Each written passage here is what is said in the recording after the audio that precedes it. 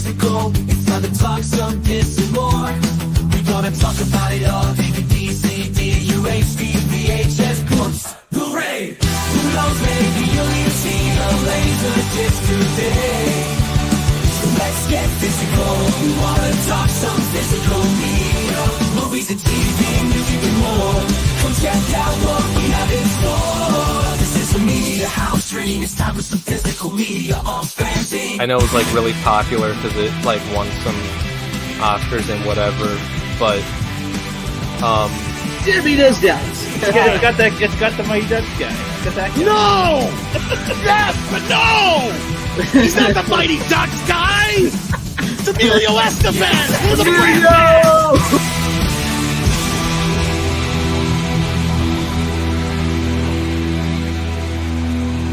You can never have enough physical media.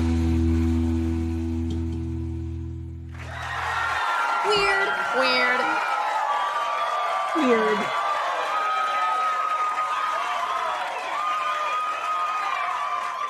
And scene. Okay. They invented the greatest thing ever. What's that? I hope they start carrying these at theaters. No. M&M's Mix. So it's the original peanut and peanut butter Oh, nice. all mixed together. You don't know Nice. well, you kind of know what you're getting, but Yeah. They ruined it by adding the peanut butter ones. Okay, yep. You don't like peanut butter? did he just say something about ruining the peanut butter ones? He said you ruined it by adding the peanut butter ones. Fuck off, Rook. Always, right off the bat, Rook. Right off the bat. Like You peanut already butter's started. okay, but as an M&M, nah, I don't know about that. No.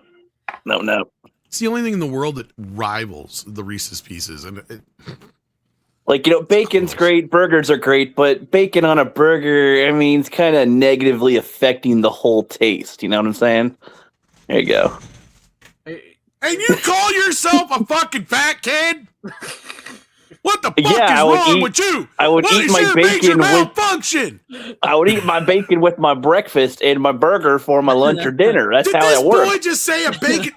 One of the greatest inventions ever in America, period, since the fucking invention of the hamburger is the bacon cheeseburger. And I don't want motherfucker is ketchup. sitting here going, I don't like it. I don't want ketchup on my bacon. That's nasty. Then don't put fucking ketchup on it. But the ketchup goes on the burger. Do you not No, see it the depends logic? on where the fuck you get it. Most places put mayo on it, my friend. That makes sense. Ugh. You don't Mayonnaise. like mayonnaise either? Okay. Who likes mayonnaise? Ugh. That's the devil's sauce, No thank Are you. you sure you're white? I'm extremely white. That's what's funny. That's why this makes sense with how white I am. Bro, bacon and hamburgers are good for protein, builds muscles. So, like, yes, but not combined. I think you combined, finally lost the audience. Combined, they don't make like a cool Megazord or something. They make like a Deformazord. It's just not What right. the hell is he talking about? You go. Yes, bacon, Yeah, yum exactly. yum, and then separately No, the burger, Mommy yum and Daddy yum. are not Yes. fighting. We're about to kick the kid out the fucking car. Like, you're out of the family, motherfucker. We don't talk that way in this house. Are you shitting it's me like- right now? And it's like I'm What are you talking gonna say about. next? God is not real or some shit? It's like nobody's taking away your bacon burger, Tom. I'm just not. I'm gonna be like, I'm gonna separate those. This is 'cause from no the thanks. man who Yep. works at Subway. Yeah. Don't you put bacon Yes. They put bacon on fucking everything. They're Well, like, yeah, can we but put I'm not bacon eating. on that for you? They offer I'll it. gladly make you your disgusting sandwich of some kind, but I'm not gonna eat it. So like when people put tuna on meatballs, Is Subway it's like hearing this? it's like if somebody put tuna on a meatball sandwich, that's disgusting. But like I'll make it for That you. I'll agree with you. but I'm not. That's not how going in many my people mouth. actually order that, motherfucker? Yes. Exactly. Nobody. You're making shit up. You're just At least making 5 shit people up have done that. to try and make your art. They have not. Yes, Name they have. one. Name the guy's name. Fakey McFakerson. Well, at least 2 Who of them lives were in pregnant Canada, and women. I'll never meet him. At least 2 of them were pregnant women. The other dudes were like, "Yeah, I like my tuna and I like my meatball." Are I'm you like, serious? All Okay, right. the pregnant women I can buy. Never mind. I will buy that. Yeah. Well, and the other guys were just some big fat guys. I don't know. Okay, the other guy, I don't buy this other guy. Fatty McFakerson is not real. Fatty McFakerson. Would it make more sense if they were skinny and had like I don't know, man. We need to create a new character, Fatty McFakerson. Put He's the like, meatballs on the tuna, fat boy. I just like to have food in my mouth. I don't care what it's like at all. It's just as long as it's in there. You know, I'm not supposed to be the eating idea. bread, and I want a tuna sandwich, and I want a meatball sandwich. So I don't want want- both together. He didn't want too much carbs, so he wanted them combined into one, so you can get all the That's protein right. in one spot. Yeah. Now put the extra sauce and cheese on it. This is the best intro to the show. Hello, everyone. I'm back. The rookie is back, causing mayhem again. Yeah. You lost the audience. They're like, okay, a Gremlins thing I can buy. The Ghostbusters thing, he's pushing it. Motherfucker just said no bacon on burgers. Boo this man and kick him. And they're like, fucker. I'm trying to think, when did I have the audience exactly? Is kind of the That's a question, good though. point. I don't actually know. I can't really lose what I never had. This man.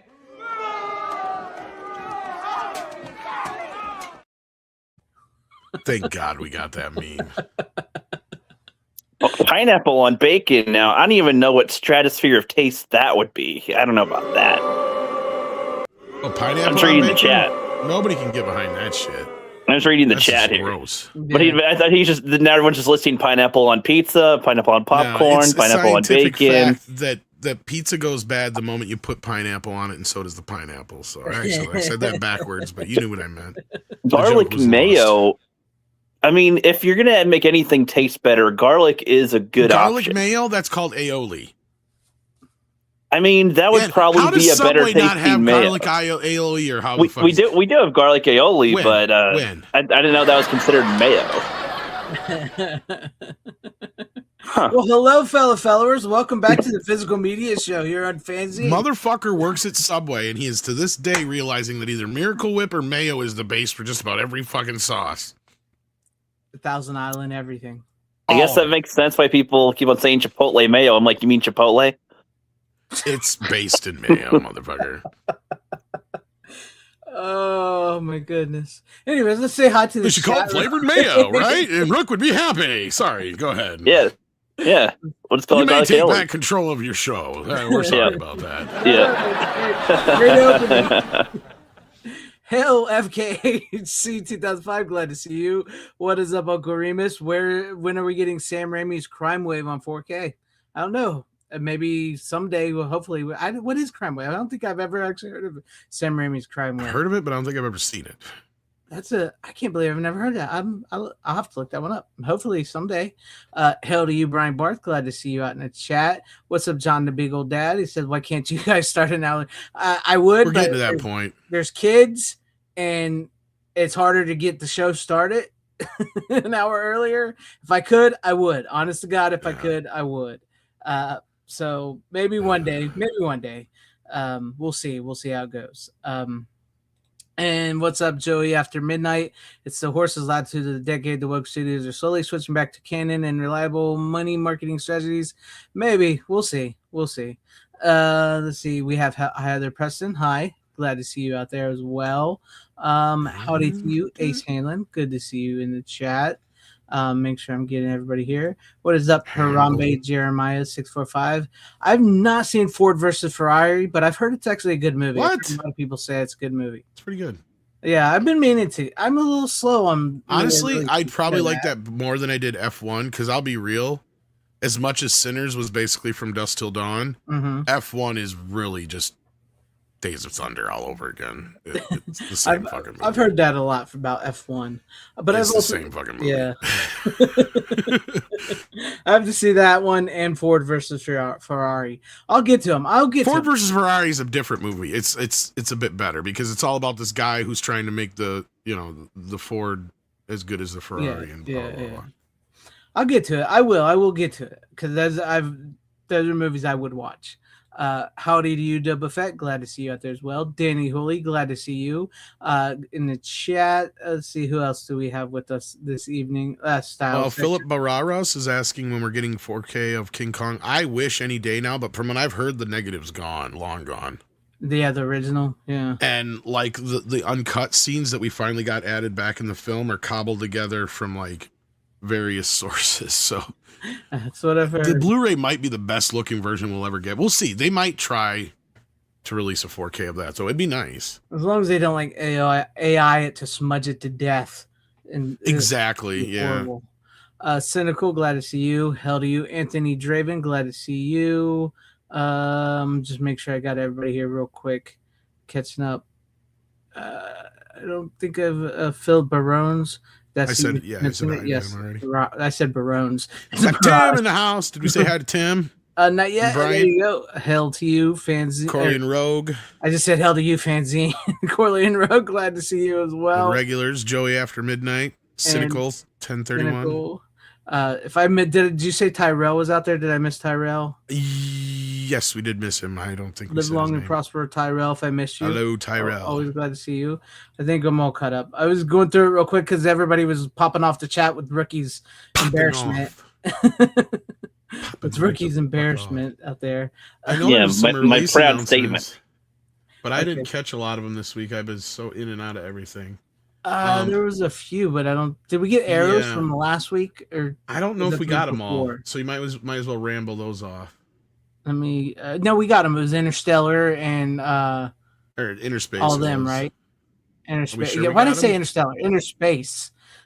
I know we knew Yeah. Interspace was going to be one of them, but did we get to them? I can't remember. Yeah, it was Interspace Okay. Soldier, one of the Chow Yun Fat movie. Oh, that's right. things, Yeah. and- yeah. So we got Well, the other ones, then we got this is Rad is coming back to Vinegar Yeah. Syndrome. And motherfucker, I bought that goddamn Milk Creep son of a bitch just for that fucking documentary. And now this documentary is going to be on the Vinegar Syndrome version. Don't you love when that You know how much happens? I paid for the 4K of the Rad Vinegar Syndrome release? A lot. 'Cause that was a lot of money. $100. Yeah. Because I missed out on it initially. I had no idea it even fucking existed. Luckily, I caught it when it was only $100. Because I think it jacked up to like 200 or 300 after that after a while. Mhm. So yeah, at this point, I think that's the most I've ever paid for a single Blu-ray. Now I can't say it's the most I've ever paid for a single movie because I believe no, that's true. I think it is because 89 is what I think I paid for Little Shop of Horrors, the one with the alternate ending on the DVD back in the day that got pulled.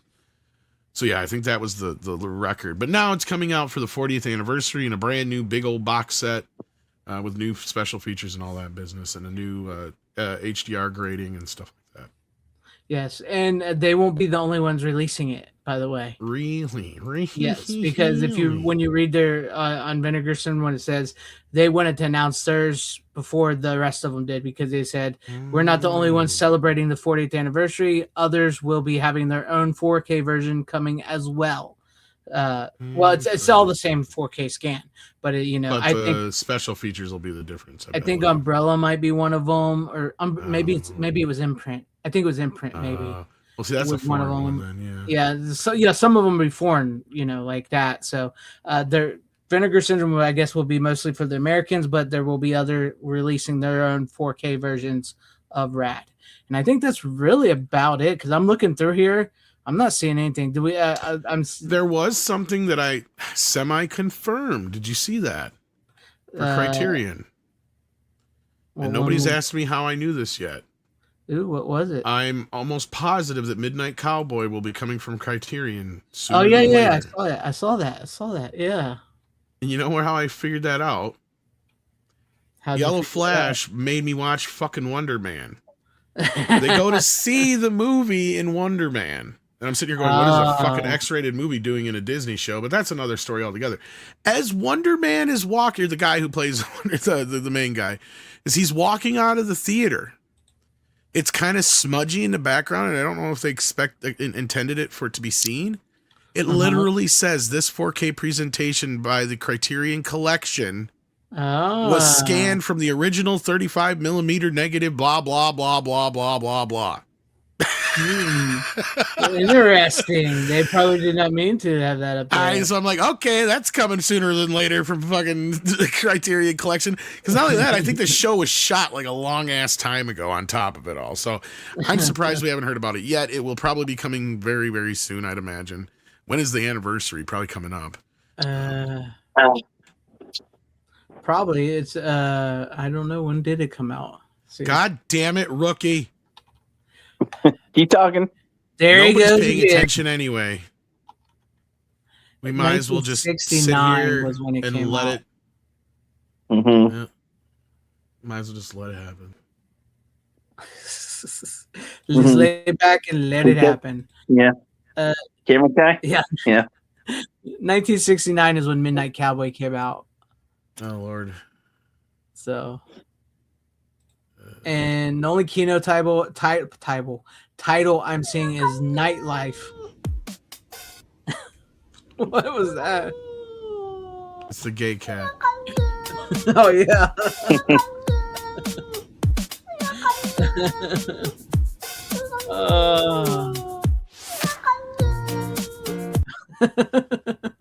Look, I'm gay. Anyway, but anyway, yeah, it wasn't much for announcements. You're right. Yeah. Yeah, I think that's it. Like I said, the only other thing I'm seeing from Kino is Nightlife. It was a TV movie about vampires starring Ben Cross from the 80s. Or was it a TV movie? Beautiful, really like modern day Mexico City from a century deep sleep. It's a vampire movie from the like the 80s or 1989 called Nightlife, starring Ben Cross. So there you guys have that. I think that's all I'm seeing, really. I'm looking.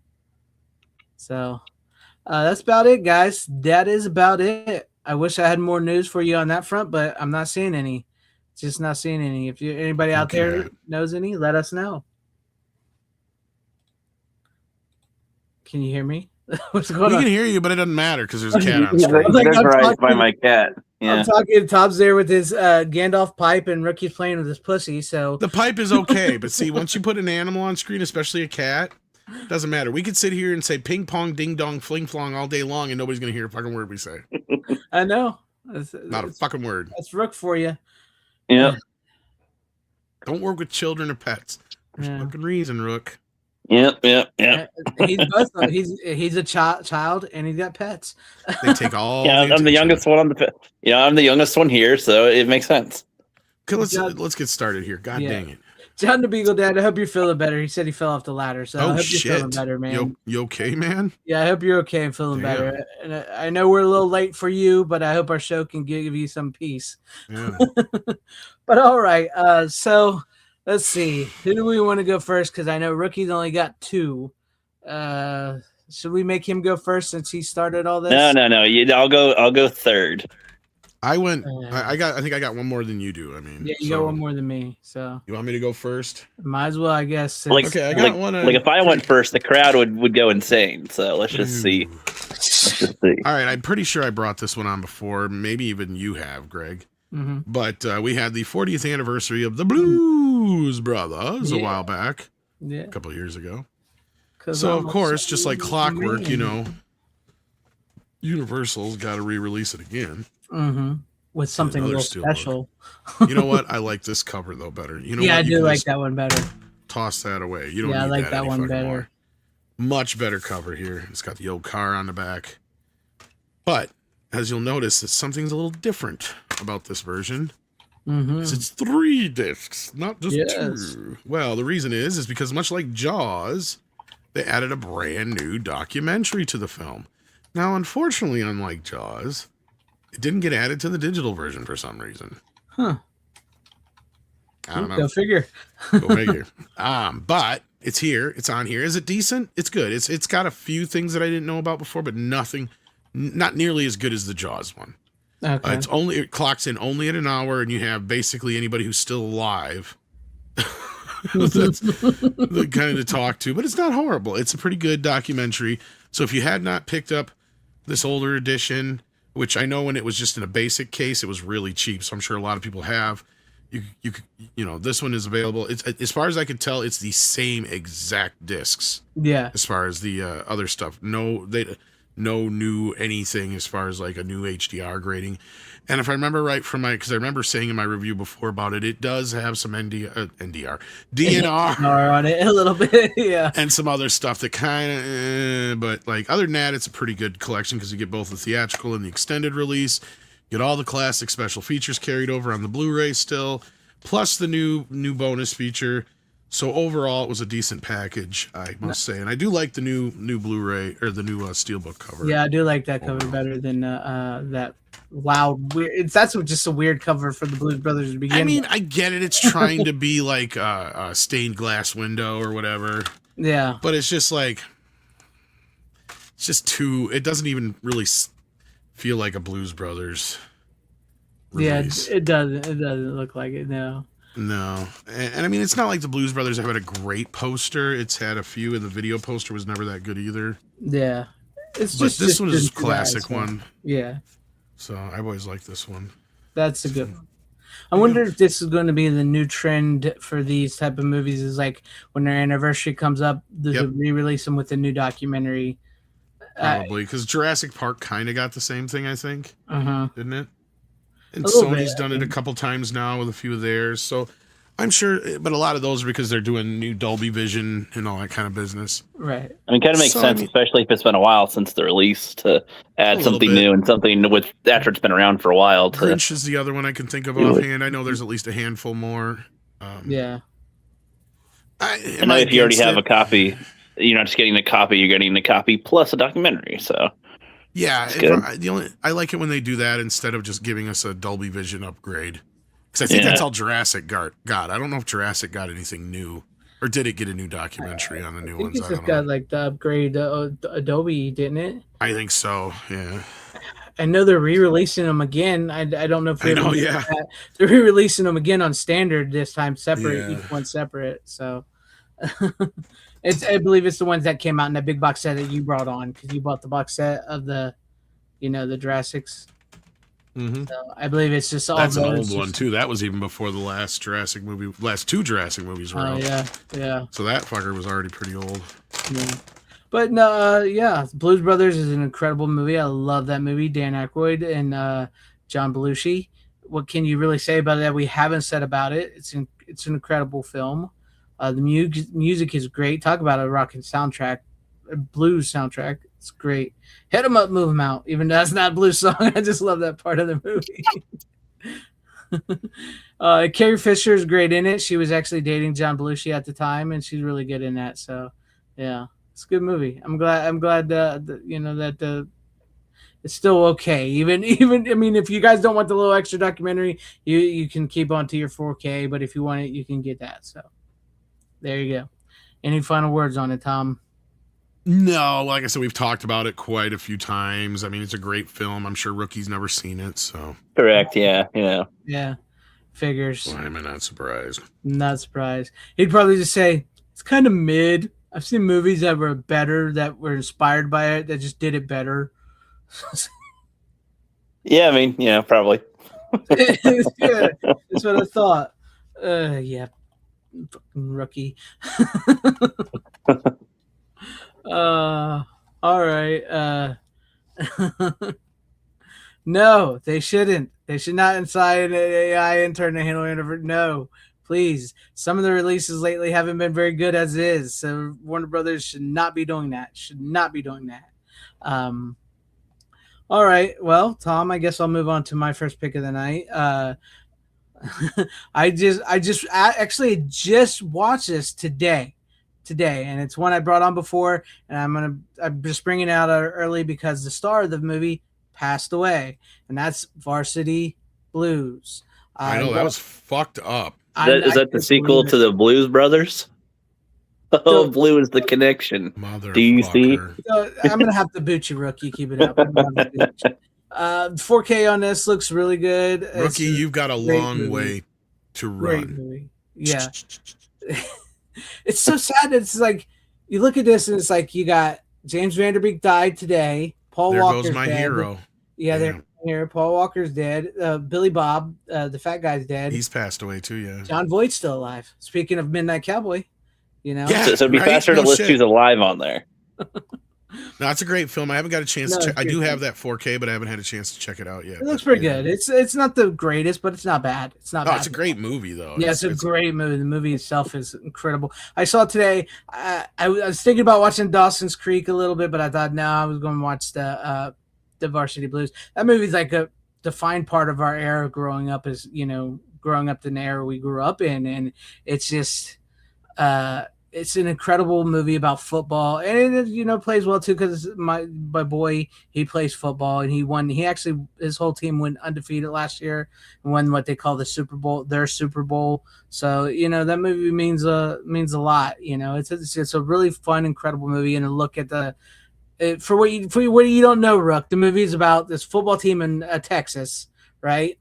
Paul Walker's the quarterback. It's John Voight's their coach. It's like they're on a run. They're going to go undefeated, and Paul Walker gets injured, right? Well, you got to remember, in Texas, football is everything. Yes, in Texas, football is everything, which is true, which is very true. And Paul Walker is like the hip, he's the guy, he's the quarterback. James Vanderbeek from Dawson's Creek, he's the backup quarterback. He's a smart kid and everything, but he's actually a really, really good quarterback, but he doesn't let on, and they all like the coach picks on him and everything. Then Paul Walker gets injured, they put him in the game, and he starts winning because he's really good, and it started like he has this like sort of existential crisis about life and everything at the moment, and his team and everything, and it's really great, like coming of age movie, comedy drama. It's got titties in it, yes, speaking of which, it's got the famous scene with Ali Larter in a whipped cream bikini. Incredible scene. Well, okay, now I'll watch the movie because that sounds. And that sounds they fun. find their sex ed teacher. She's a stripper. They go to a bar. She's a stripper, and they don't know it. She comes out, pops them out. It's a fun movie. Imagine if she got her job titles confused and was teaching at the strip club and was stripping at the class. It's basically like if the program met like Major League. Yeah. Yes. That's great comparison. And he's never seen either one of those movies, guaranteed. Yeah, those are words I heard, and I'm just listening. Yeah, I figured. It's just where's Runner when you need him?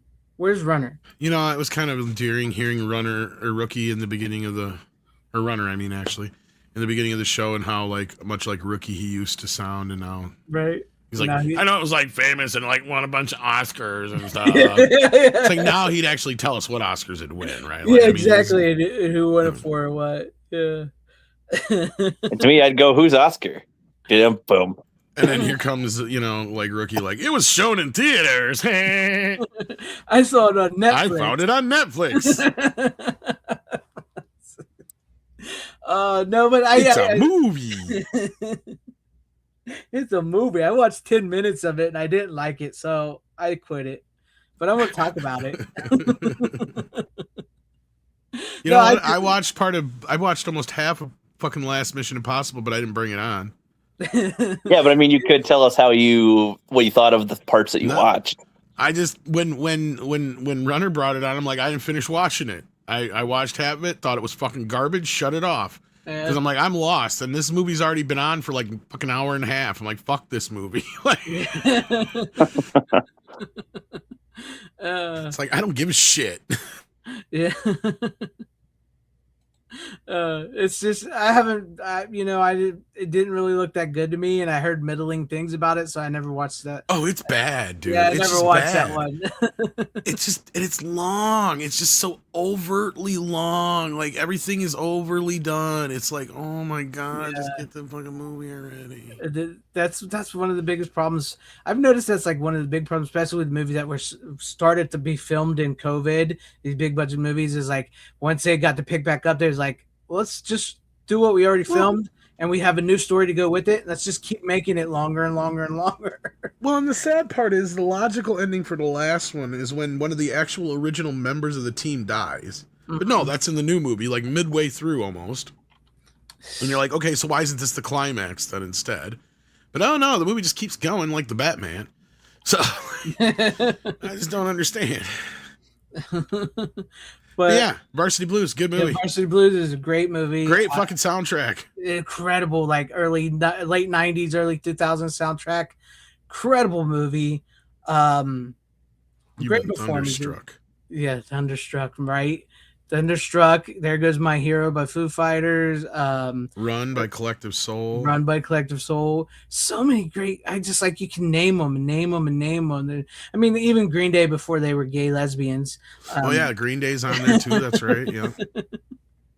But no, it's a great movie. Great, and the thing is too, like when you talk about like John Voight, he's given an incredible freaking performance in this movie. Right, and he could have totally phoned it in. You're absolutely yes, he right. could have phoned it in, but he's taking. Wasn't this MTV's first movie too?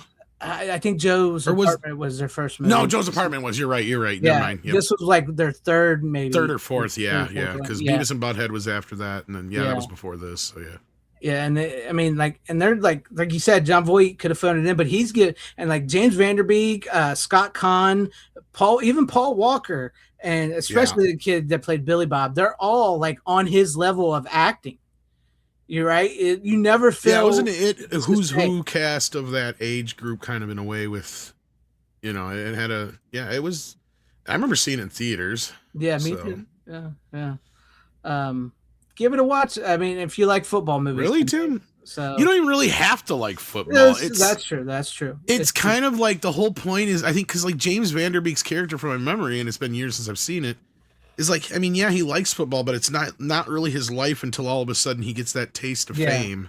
Yeah. And then he becomes obsessed with it kind of thing. But it's not one of those movies where you have to be a huge sports nut or a football fan to really get into. It's got just a basic kind of like coming of age story, like you said, kind of thing. Yeah, and it does play into like the teen sex comedy type thing too. Oh yeah, it's two sides to it. It's got kind of a comedy side to it, and that's why I said it's a good combo between the program and Major League, because you got the comedy aspect of it. Yeah, watch it for the boobs. I mean, that's like nobody. Alone. It's like nobody likes golf, but everybody loves Happy Gilmore. So that's yeah, that's not a bad comparison. But then again, I know Tim is Or I guess, like remember the Titans, like that's good if you also like football, but if you don't care about football, it's still like a good movie with characters that drive it the whole way through. That's a good one, Tim. Like if you liked a movie like that, if you've seen it, maybe you'd like this. If not, then maybe you're right. Yeah, but no, I heard the news today. It's weird. Today. Oh boy, it's weird because like. We lost Bud Cort too, which is weird. Yeah, we lost Bud Cort, and then we also lost the lead singer of Three Doors Down. That, and also the guitarist from Cake. Yep, and it's been just a week. It's weird because it's like you're thinking about these guys, and like they're in their 40s and stuff outside of Bud Cort and whatnot. Yeah. And you grew up, and I'm not much younger than. I mean, I'm about as old as they are. They're a little older than me by a few years, four or so years, because they were in their 48s, almost 50. I'm not that, but it's like, it's weird because like that's like 90s and early 2000s. It's like those people shouldn't be dying, right? You expect to hear John Voight it might have been cancer, but it was cancer. But like you would expect to hear like John Voight died at 80 years old. Like, well, that sucks. But 89, we whatever. expect it. So it's just kind of like, I don't know. It's Brooke, when you get our age and you start seeing those people that you grew up with like die off like scares the ever loving shit out of you. It's crazy because I mean he had colloidal cancer, and then Brad Arnold had kidney cancer, stage 4 kidney cancer and stuff. Yeah, I mean I probably should have. Yeah, there was that too, Tim. I saw that, a private investigator, but yeah. I think we all pretty much knew that from the 90s. I was like, yeah, that's a big duh. I mean, you see the picture, and he's like, he pulled the trigger with this, and he's got both his shoes on. And all the evidence around it to begin with, when you start hearing it and looking at it as just a normal person, you realize, well, no, he was clearly off. So and I swear that I don't have a gun. No, I don't have a gun. Yes, you don't want to. You do want to stay clear, far away from California. It seems like. No, you just steer clear of fucking what's her face, fucking Courtney Love. Yeah, I think that's pretty obvious. I feel you, Double Fat. I mean, I feel you. Trust me. I'm seeing that today, and it's like just thinking about all these people, like watching Varsity Blues. I remember just being in high school, and I was like a sophomore, I think, I think that came out either the year I did or year after I graduated. But yeah. And it was just like that was like that soundtrack, that movie. Everybody just like loved that. And Dawson's Creek was big at the time. It's just crazy. It's crazy. But anyways, check it out if you've never seen Varsity Blues. I recommend it. Great movie. 4K looks pretty good. I can recommend it. It's not. I mean, there's a few here and there on the 4K, but it's not bad. It's not bad. Plus, I mean, besides this was done by Paramount, so it's one of the better ones from Paramount, I could say. But it's good. It's good. It's good. Anyways, who wants to go next? I'm next. There you go. There you go. Let's see what you got for us. All right, prepare thyself. Based on the recommendations from you guys and a couple of other people, ever since I got on YouTube, they've recommended that I check out Clerks. Which is funny because you use the tagline for Dogma, but yeah. Oh yeah. Yep. So yeah, I finally saw Clerks. One of the main scenes that stuck out right away that I thought was funny was the bit with the cigarettes and chewing gum and whatever. Calls him. He's like, oh yeah, what? You're just doing your job? Gum. Oh yeah, what? Like a Nazi? The Nazis did their job like that too, huh? Just following orders and whatever. And it's like, oh, he's doing this whole spiel just because he's trying to promote gum or whatever. That was an oddly clever type of joke in this very low budget sort of thing where there doesn't seem to be the first of many jokes. Like, come on, then you get to the dick sucking joke, and then you get to the dead guy, and he liked snowballing. What can I say? Oh, she'll get over sleeping with a dead guy. Hell, my mom's been fucking a dead guy for years. I call him Dad. Exactly, or like it's like I was confused at first with the video store until like as it went in, but like when the mom, because the first time I think we go there, video store at the first time we're there, it's like a mom and the kid comes in. Oh, you're gonna get this movie, and then he's like, oh yeah, sure, yeah. He's listing off like over a dozen different titles that are like, the mom's in the wrong store or something. Like, do you have Happy Scrappy Hero Pup? Happy Scrappy, she loves it, obviously. It's just like, oh, she didn't vet the video or nothing. Okay, gotcha. I'm on the phone right now with the dealer. Let me find out. I need one of each of the copies of these fine videos. The whole movie kind of felt like different skits or something. Like you know what's funny about that scene with the porn titles is the guy who plays Randall was like, Kevin, this is just too much. Especially, and then he adds 3 more on it, and he fucking adds 3 more. Yeah. Well, so what's funny? So I think that Clerks was okay, but I kind of liked the documentary, like the making of it and how it happened and how it blew up even more. Like that's kind of interesting. Great. So you did watch that? Okay, so you're well up to speed. Okay. Yeah, I think the movie was pretty good with a lot of the jokes. Again, like the amount. One of the scenes was like 7 minutes long of just a back and forth, and I don't think the camera moved once at all. It's just full on back and forth. And even though I didn't particularly care about the conversation, I was impressed that it was still like it had its kind of like I don't know if I'd call it acts in that, like starting at one level, escalating to another, and then concluding. So even though it's just it's talking scene with 2 people, the conversation's not like engaging all that much, but it's still. I was more engaged in how they kept it going. I was like, okay. I feel like there's other things that try to hold a conversation for that long, and it's like you're wanting to blow your brains out. And this was like I'm still trying to see. Okay, because these are pretty much real conversations they would fucking have, dude. Exactly. Like it's like real people, real conversations a day in life that they actually went through. Yeah, like Kevin just started writing down shit, and it literally, like, the way the store works in the movie is the way the store works in real life. Mm-hmm. Which I find that interesting too, that they filmed in the actual location of the place, and when they're done filming for the day, they have to set everything back up or something so they can be in business the next day. They very rarely had somebody run both sides. They usually had to run both themselves. So like that's why the video store was always closed. So people would come in the quick stop side, and they drop off their videos or say, "Hey, I want to rent a video." So then they'd have to lock the fucking quick stop door, go over, open up the other door, and then like the only time they'd usually have 2 people working is on the weekends, but that's when they'd actually have somebody to talk to. So like like Kevin started noticing, this is where he actually met like Brian Johnson. So like fucking, I don't know if you know who Brian Johnson is or not from like Comic Book Men and shit like that. I've heard of him. He's in Dogma and stuff like that. He's like, you fucking baby killer, you know, all that shit. Like, you know, that kind of shit. That guy, he's like, let me through here. You gotta fucking ask me nicely. Like, that's the real Randall. Like, so Kevin would start hanging out with Brian Johnson. And Brian was the type of guy who would literally do the shit that Randall does. Like he would talk to customers like that, and Kevin could not understand how he could keep his job. Like he'd get fired all the fucking time, but yet they just keep hiring Brian back. He knows what to do. He's not supposed to customers, but he's stuff. Like, knows what he's doing. Yeah. But like, you know, the whole like conversations that Randall and him would usually have are like 99% verbatim what him and Brian would have in a daily, you know, just in a given day. Just hanging out at the stores. Cause he'd be like, there's just hours of patches of just nobody. And then you get little rushes, and then, you know, like, it's just, and it is, if you've ever worked at a convenience store like this, it is so much that. And you get the weirdest fucks coming in, constantly asking some of the stupidest shit.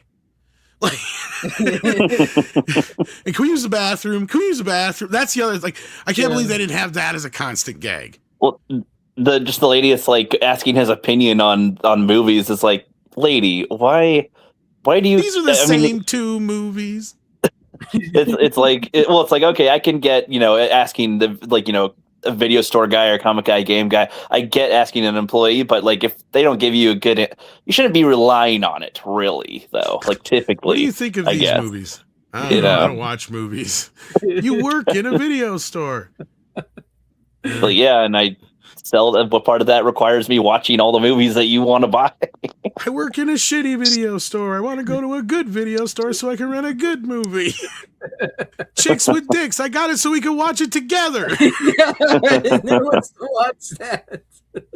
It's like real life conversations and stuff. And people did talk to their video store guy like that all the time back in the day. So. Well, what do you think about these movies? Well, they suck. Yeah. Those are the same two movies. Oh, I don't appreciate your ruse, man. But yeah, so, you're going to attempt to trick me. But I guess, like, as far as their success story, I mean, I do kind of like how they're set up with the place to show to a lot of people, but then pretty much nobody's there because it's like the end of the event, and just one old guy is able to see it, and a couple other people or something. And well, it's a good thing that one old guy saw it. Harvey Weinstein, yeah, and Harvey's like, "That fucking movie sucks." He's like, "No, Harvey, sit down and wait till you get to 37."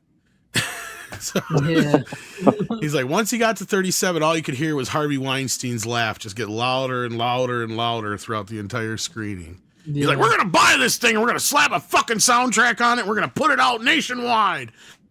Yep. Which is exactly what they did. Yes, sir. The soundtrack costs more than the movie. Now, it was also, I guess when I was watching the documentary, I might have missed a part or something. Because he said they showed a clip of the guy getting shot at the end, and then the old guy told him not to do that. So was that part of the initial release that he saw, like that they premiered? Was he gets killed at the end? What was it? Whatever festival it was. Yeah, that was on there. That was there. The original ending. Yeah. And after that, he's like, "Get that out," and then showed it from then on, or something. They cut out about 15 minutes of the movie. All those deleted scenes should be on that disc. Okay, I didn't watch the deleted scenes, but actually, they have the Sundance version on that disc. It's from the VHS tape from the archive or whatever, and that's got the original ending on it, all the deleted scenes. Pretty sure it's on there. But yeah, it's probably on there. I'm saying I didn't watch it I didn't watch those extra bits. But yeah, there's just a few little extra bits here and there, and then later on he did the funeral scene that they never filmed. Yeah. He did it with Clerks, the animated series style. Yeah. Which is Randall knocks over the casket. Yeah. Her fucking body fell out. And you'll see, like, it's called the View Askew-niverse. Because if you get into it, like, which you should watch up to Clerks 2. I would recommend that. Anything after that, I don't think is. Well, Mallrats actually takes place the day before Clerks. The day before Clerks. So, like, the woman they're talking about that's dead, you'll find out about that in Mallrats. So what happened with her? Basically, Jay and Silent Bob hang out at the mall one day, they hang out in front of the store the next. Yeah. So because his universe actually connects. They're all and they're all connected by Jay and Silent Bob. So like, you know, and then you find out the backstory in Mallrats of how the girl died. Yeah, the girl. I mean, you kind of get an idea in Clerks, but you get even more of the back. Yeah. I love Mallrats. How far apart is Clerks 1 to Clerks 2? Oh, years. And is Clerks 2 as worth it, would you say? Yes. Oh, Clerks 2 is in some ways, I wouldn't say better, but it's an equal, and it's incredible. It's so different that it constitutes it being a sequel. Now, I've never seen Clerks 3, and from everything I've heard, it sucks donkey balls. So yeah, that's everything I've heard too. Is it's just horrible. But like you could, the order they go basically is not the same order they came out, but they like it's Mallrats, Clerks, Chasing Amy, and really Chasing Amy. You don't really have to see anything out of that to get the universe stuff outside of a couple cameos later on. But otherwise, because Jay and Silent Bob are literally a cameo in that. Yeah, they're. Wait, so was Clerks not the first movie that? Clerks was the first movie that came out, but when he wrote Mallrats, he made it take place the day before. And, but like that was made after that. Okay, and Dogma was actually written before all of those, but Dogma takes place after Chasing Amy simply because the scene in Chasing Amy, they say they're going to hit a bus for Illinois. Yeah. Well, that's where they're headed to Shermer. Yeah. And there's a whole comic book that they reused a bunch of the same jokes in Jay and Silent Bob Strike Back for. That was supposed to take place in between there, but instead, like I said, they reused all those jokes. So then you kind of got to see like the order, and then Clerks 2 comes in, and then it's like Jay and Silent Bob is actually the end of Jay and Silent Bob Strike Back is actually the end of the View-esque universe, and Clerks 2 is supposed to be the epilogue, but then it kept going with other later on, which those are shitty. And Reboot wasn't too bad from my memory. It just, I got to rewatch it again. It probably does suck now. It probably does, yeah. But no, like seriously, Rook, once you get into Kevin Smith, you'll see why everybody loved him so much. Because if you like Clerks, which it sounds like you liked Clerks, which you did, right? Yeah, I liked it. Okay. I mean, once you get into the other movies, you'll start finding it, appreciating it more. But like from Clerks to Mallrats to Chasing Amy, like Tom said, you don't really need to see, but Chasing Amy is a really good flick. It's good, but it's aged kind of badly in some ways. The whole lesbian and stuff and all that, right? Yeah.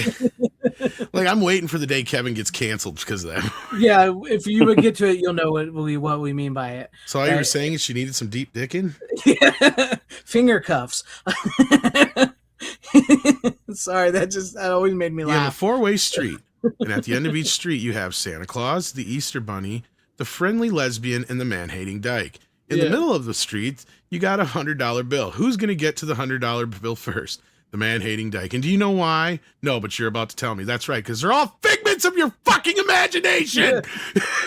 See, the actor Jason Lee comes in Mallrats, and he becomes a staple in the. What's a Nubian?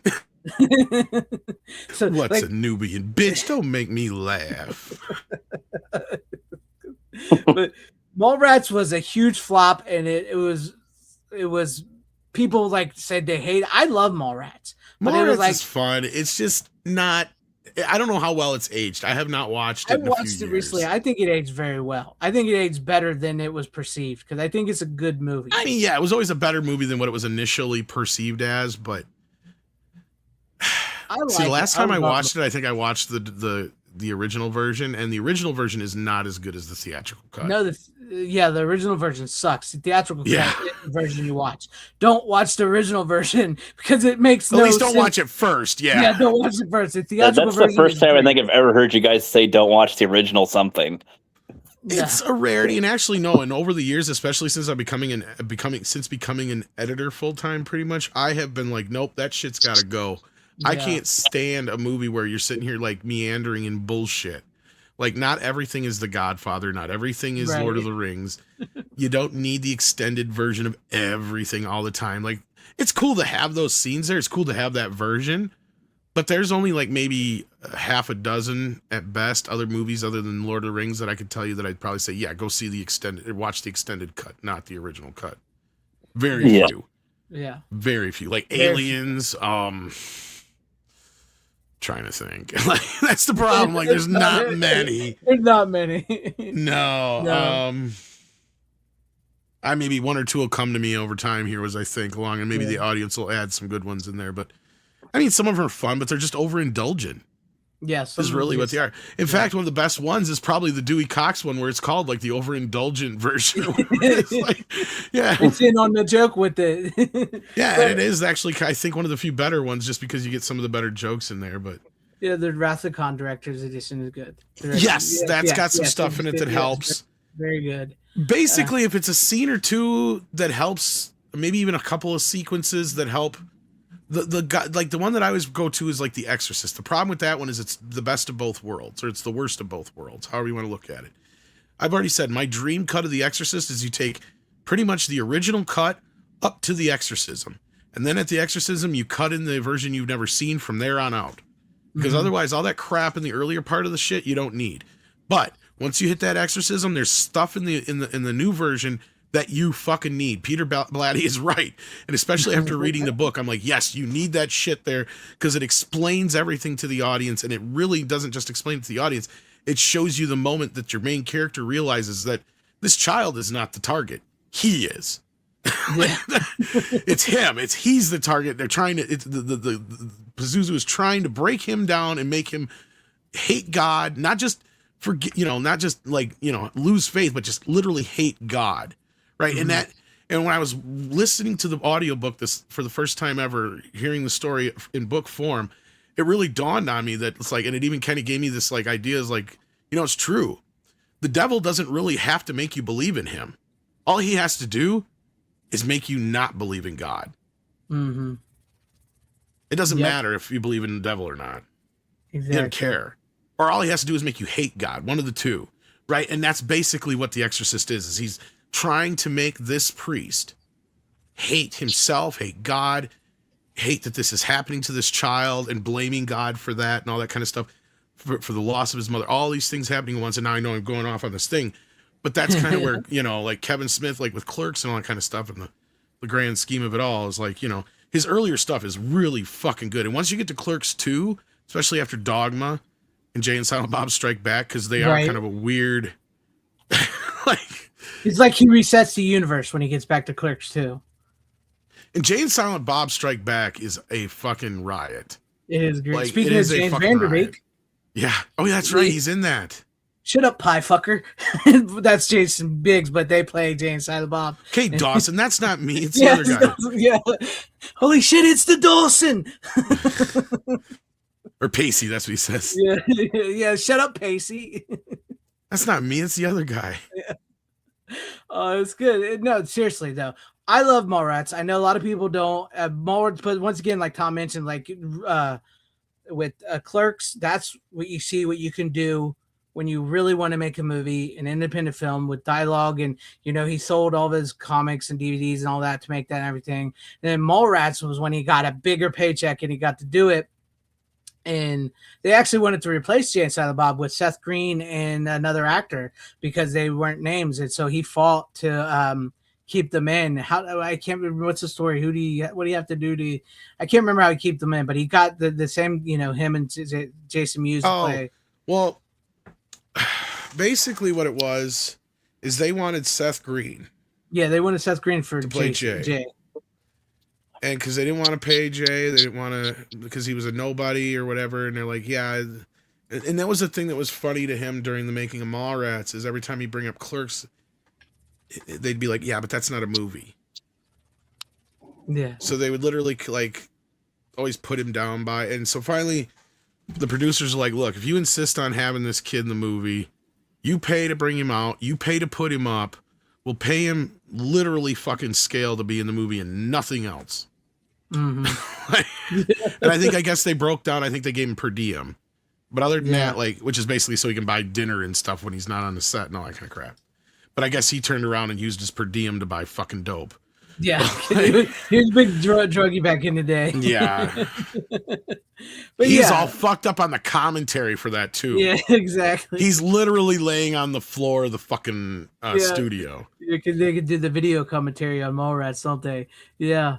But no, yeah, Mallrats is like when he gets what happens when this director gets a lot of money. Or if it wasn't that one, it was one of the other ones. But yeah, sorry, you were saying, Greg. Yeah. I remember it because it was like the video commentary one. I can't remember which one did. Clerks might be the one where he was on the floor. Clerks is the one where he's on the floor. Mallrats, I think he's actually there, but I don't know if he's 100% sober. Yeah. But Mallrats is good. Clerks is great. I think is great. Some people don't like it because it was a flop and it was kind of like a misstep on his part, but I like it. Then he comes back with Chasing Amy, which was a much more serious movie. Jay and Silent Bob's only make a cameo. It's very different from those two. And then it gets to Dogma, which is an incredible movie. And then it gets to Jay and Silent Bob Strikes Back, which is just Buzzwall, just a funny movie. And he brings everybody back in that movie. Like Jay and Silent Bob travel the country. So you see the guys from Clerks again in that before you see Clerks 2. So like everybody that's the confusing part of that film is you literally have same actors playing different parts. Yeah, because he, like I said, you'll see like a lot of these guys he reuses as different people in his movies, but it's all one universe. So some people who had not seen all the movies were really fucking confused by that. And like you literally have like Jason Lee come out as two different characters, and I think Ben Affleck does too. And it's also what's his name too, because they do him all. It's the guy in the store that's with the eggs and everything. In Clerks, yeah, I know who you're talking about. What's his face from comic book? In Mallrats, he's Ethan Suplee, the guy trying to see the picture. They have the guys from two different worlds. Yeah, they're supposed to be the same person, but they're completely different characters. So they even bring him back later on. So. But no, it's a great. I'm glad you liked at least like Clerks, and it was interesting. Like I told you, dialogue is your friend. My love for you is like a truck berserker. Would you like some making fuck berserker? Did he say making fuck? How are you like the ugliest chud in the world and have two girls always fighting over you? Yeah. Oh, that's great. My love for you is ticking clock berserker. Would you like to suck my cock berserker? That's Ricky's just like not even talking anymore. Beautiful, man. Yeah. See, if you've seen this movie as many times as we have, we know all the fucking lines. Exactly. I believe you. I believe you. Oh, God, I've seen this movie so many times. Kevin Smith was something back in the day, man. To you, Brian Barth, what happened to Kevin Smith is he always was in fear, living in fear once he got into Hollywood that they were going to kick him out of Hollywood. So he would do what they would want him to do. And after his heart attack and everything, it really did change him. You know, he stopped doing weed and everything, and he got his stuff together, and he's a very different person now. And not for the better, I would say. I mean, I think Tom knows about that. So, a little bit. Yeah. So what else stood out with you in Clerks, Rookie? Yeah. So I think I've pretty much said the majority of what I wanted, but I guess the last thing I'll mention with it is that, like, typically I'd prefer like a more in-depth type of story, but they're able to keep enough interest with little things throughout it. And I do like at the end after they have their fight, their scuffle, and they're on the floor and everything, and he's the guy's like blaming everything else throughout the whole movie. He's just like, "Oh man, I wasn't even supposed to be here today," and all these things. "Oh man, this is your fault. I left the store and did this. That's your fault." And all these things, and the dude just blows up on him. He's like, "God damn it, you're just such a fucking puss." He just goes off on him with stuff and whatnot. And like, even like, yeah, when he was telling his friend everything, and then his friend told the girl whatever, it's like, well, you're never doing anything. Like, you're just here and you're just talking like you're better or something. And it's like, just fucking do something. And then after their fight, they're like still like buds right after. It's like, yeah, it's kind of good. I don't know. It's just like that's like I guess the real part that out of the comedy, like if there's any depth anybody would want to have as like an underpinning thing, it'd be something like that. Which again, it's not that deep, but I appreciate it being there. And then the guy who had the outburst, I don't know how many takes they did or how long they had to film it, because they said they had to clean up the store before the morning for them to get back, and that's when they wreck shit. So I don't know how that works after, but I don't imagine that scene took that many takes. I assume, but I don't know. But I mean, you didn't have to choke me. Yeah, you didn't have to choke me. That's like that's if you have a friend like that. That's, trust me, you get into it with somebody like that, and they're still your friend, because there's always that's what I'm saying. That's why I like that, because it's like you could beat the shit out of each other, and you're still bros essentially. It's like you get at each other's throat or something, whatever, and then are you still hanging out later? Yeah, okay. We're going to that funeral. Yeah, but you hate people. But I love gatherings. Isn't it ironic? When you do, I mean, it would be a lot better if you watched his universe before you get to Clerks 2, but you could go to it if you wanted to, because it is really damn good. It is really damn good. But you probably wouldn't understand the Alanis Morissette clip at the end of the movie. That's at the end of the Silent Bob, isn't it? At the after credits. See, now I'm getting mixed up here. I can't, because it's been a long time. But anyways, yeah, Clerks 2 is really good. And Clerks 3, like Tom said, I have not seen it, but I've heard nobody liked it. Nobody liked it. That's crazy, because that's like the polar opposite of how it started, where everybody seemed to like it. Mm-hmm. Yeah. Well, there's just some decisions he makes in Clerks 3 that make absolutely no fucking sense, from what I heard. Well, I assume it has to do a lot with like what FanZcene said, how he changed so much. I assume that's part of it. I mean, half of it is a clever idea, the other half is not. Yeah. Like, it's like killing of certain characters and stuff like that is just really redonkulous, and I heard the ending is kind of a downer too, so like, yeah. So, but Clerks 2 is incredible. Most of his movies up until that point are really good. I know some people like his, where he tried to be like Red State and all that. I didn't care for Red State. I didn't care for Tusk. I actually like Red State quite a bit. Tusk, I didn't care for Tusk, I didn't even bother with Yoga Hosers. So. Okay, Yoga Hosers is okay. It's fun on a level of, it's the kind of movie you could watch if you had like a tween girl and it's Halloween. Mm-hmm. That might be something that would be up their alley, and it's not completely unwatchable. Tusk, I enjoyed the first time out as just kind of this crazy batshit idea, because I also followed it on the podcast at the time. Right. Yeah. Now, Red State, I feel like, is his mature film, and I see where he was going with that. And I thought it was a pretty good film. Overall, It's probably the least Kevin Smith of all Kevin Smith films. Right. There's nothing in that movie that feels like a Kevin Smith hallmark whatsoever. But it is also Kevin Smith doing his best, like, Rob Zombie meets Tarantino.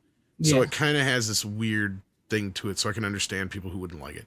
Now, Cop Out is just a cop out. Yeah, Cop Out sucked. It was just him literally saying, I didn't write this thing, and I wanted to make a movie with Bruce Willis again, and blah, blah, blah, blah, blah. And Bruce Willis was so mean to me. Yeah. That should have been our first indication. It was when he was starting to change. Because Bruce Willis was so mean. Jersey Girl is good. Jersey Girl is probably his other semi-serious film. It's not bad, yeah. Again, not Skewniverse related or anything like that. Yeah. But it does have a lot of his people in it. And George Carlin probably gives the greatest performance of his life in that movie. Mm-hmm. He's really good in it. Because George has never done a shit ton of movies. And that is probably... Honestly, I will agree. Like, I mean, Kevin thought everybody should have won Oscar for that movie, but if anything, George Carlin should have probably been nominated for that. I'll agree with you on that. He's really good in it. Because he's really fucking good in it. Yeah. He is. He's very good. And Ben Affleck ain't even that bad in it. So, not that he's, he's a good actor to begin with. It's just some of his choices. But no, okay, any final words, Rook? I can't even speak. Any final words, Rook? Nope. Feel like I've pretty much summed up everything so far. So, yeah, finally watched it. Glad that I did. And yeah, well, how much did they say? They said it was 25,000 or 25 million to do it. 25 million, man. What the hell? Okay. Well, 25 million. Well, it's the kind of one that looks like 25,000, and it was about 35 after it was all said and done because he did it all on credit cards. Well, it looks like the kind of one that I couldn't really guess what the budget was. You know what I mean? Which is funny. Compare it to El Mariachi, which only spent a couple grand on in comparison. But yeah, I got you. Yeah, so that was my pick that I watched. Do I have any audience members on my side at the moment? Nobody turned on you. Didn't badmouth it, so nobody turned on you because Clerks is amongst us film and nerdy guys. Clerks is considered a good movie still. You know, I thought when I said it doesn't have that much depth, everybody was go, "Are you kidding me?" It is kind of like a 101 type movie where you got to kind of see it if you're going to be a filmmaker. Mm-hmm. It's definitely in that, basement level class. Mm-hmm. Again, I like the documentary more than the movie. I feel like I learned a lot, learning about that process, even why he chose the location he did, and to not have to worry too much about lighting with the windows and the shades and whatever angles they can have to just have the scenes, and with their cast. Oh, if somebody can't show up, we'll just have this guy do it again or something, and whatever, have him in a hoodie or whatever to do it. I kind of like hearing that. This is why special features were very important back in the day, in the early days of DVD and Blu-ray. It was like film school after you watched the movie.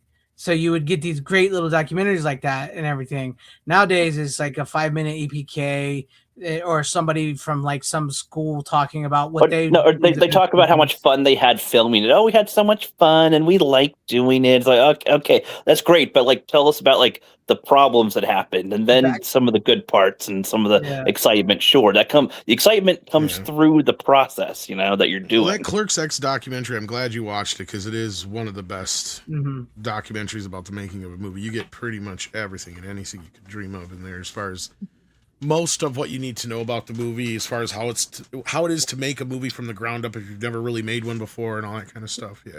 Yeah. All right. Well, Tom, are you ready for your next one? Sure. This next one I'm going to do, you got to know when to hold them, know when to fold them, know when to walk away, know when to run. Because you never count your money. But it ain't the one you're thinking. It is The Gambler, but it's with James Corden. Yeah. And they actually remade this movie a few years back with Marky Mark. I ordered it, right? but I didn't get here in time for me to watch it and compare it. So you'll have to wait to hear my comparison next week on that part. But I watched this one. Same bat time. Same bat time, yes. Is it a good movie? It is a okay movie. You could definitely tell when it was made. It has a very downer ending to it, so you can, not to spoil anything. But it's a pretty basic, the title kind of says it all. It's about this degenerate gambler who's, the only reason he's still probably alive is because he's friends with Paul Sorvino, who's his bookie or whatever. And he gets himself in really fucking deep. And pretty much the movie goes almost exactly like you would expect it to in a lot of ways, because it's like, of course, he's going to borrow the money from somebody. He's going to get the money in his hand, and instead of paying the people back that he owes, he's going to go fucking gamble. And of course, this whole thing, and it's kind of funny because it also gets into a little bit of, because I brought up last week about Goodfellas and the whole shaving a point scandal. There's even a bit in there about this where he's trying to work on shaving some points for a game to make some money. So it's a lot of ins and outs of that kind of stuff. The overarching story is just mostly his breaking down of who he is and how the gambling just kind of overtakes his entire life, mainly. Right. I mean, it's pretty much what you would expect. But James Caan's good in it. I mean, it's one of those movies where you just kind of keep getting sucked into it as it's going along. It's really kind of slow and methodic, just like the 70s normally are, and you don't have a lot of highs and lows throughout, but it is kind of this just ongoing thing with him. And sometimes you get these moments where you think he's up, but then you find out what's going on really. And it's tough to watch the guy go through it, because it's almost like watching an alcoholic slowly becoming, you know what I mean? He's already a gambler, right? He's already addicted to it, but now this is basically him hitting rock bottom is what it is. So again, it's not a movie I can recommend for the faint of heart. It is a very dour, kind of in your face, realistic, maybe even nihilistic in some ways look at life, and especially as a gambler, because he's a teacher by day kind of thing. So, kind of shows how his life is kind of being consumed by this thing and all that. And I'm curious how the Marky Mark version is, because they do have a documentary on here that kind of compares the two. So I will kind of check it out. So yeah. Yeah, I remember seeing. I mean, I knew the Marky Mark one was a remake of it, but I have never seen either one of them, so I can't compare myself. I've never seen either one of them. But it'd be interesting. Now I want to hear about the Marky Mark one when you come back with it next week or whatever. So I would. From what I've heard, that one's a bit more commercial. That's what I was thinking from the trailer. It has a different ending and some other stuff. So yeah, probably more of a happier, upbeat ending, probably, huh? Maybe, or at least more of a definitive ending, I guess, because this doesn't really have a.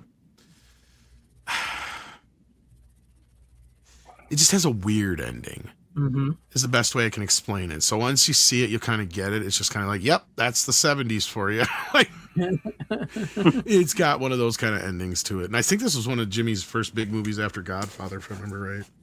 Nice. 74, yep. Nice. It's a very 70s movie, so you feel it. Feel it, right? You feel it. There was something about I love the 70s and 80s movies. 70s movies were much more darker and much more grittier, and didn't always have the best of endings. So that was always. Oh, this is a very in the heart of the 70s kind of movie. I think James Caan had a cynical. Pretty big I think was the word I was looking for. Not cynical. But... There you go, cynical. Yeah. What's that, Brooks? I didn't say anything. Oh, it must be feedback.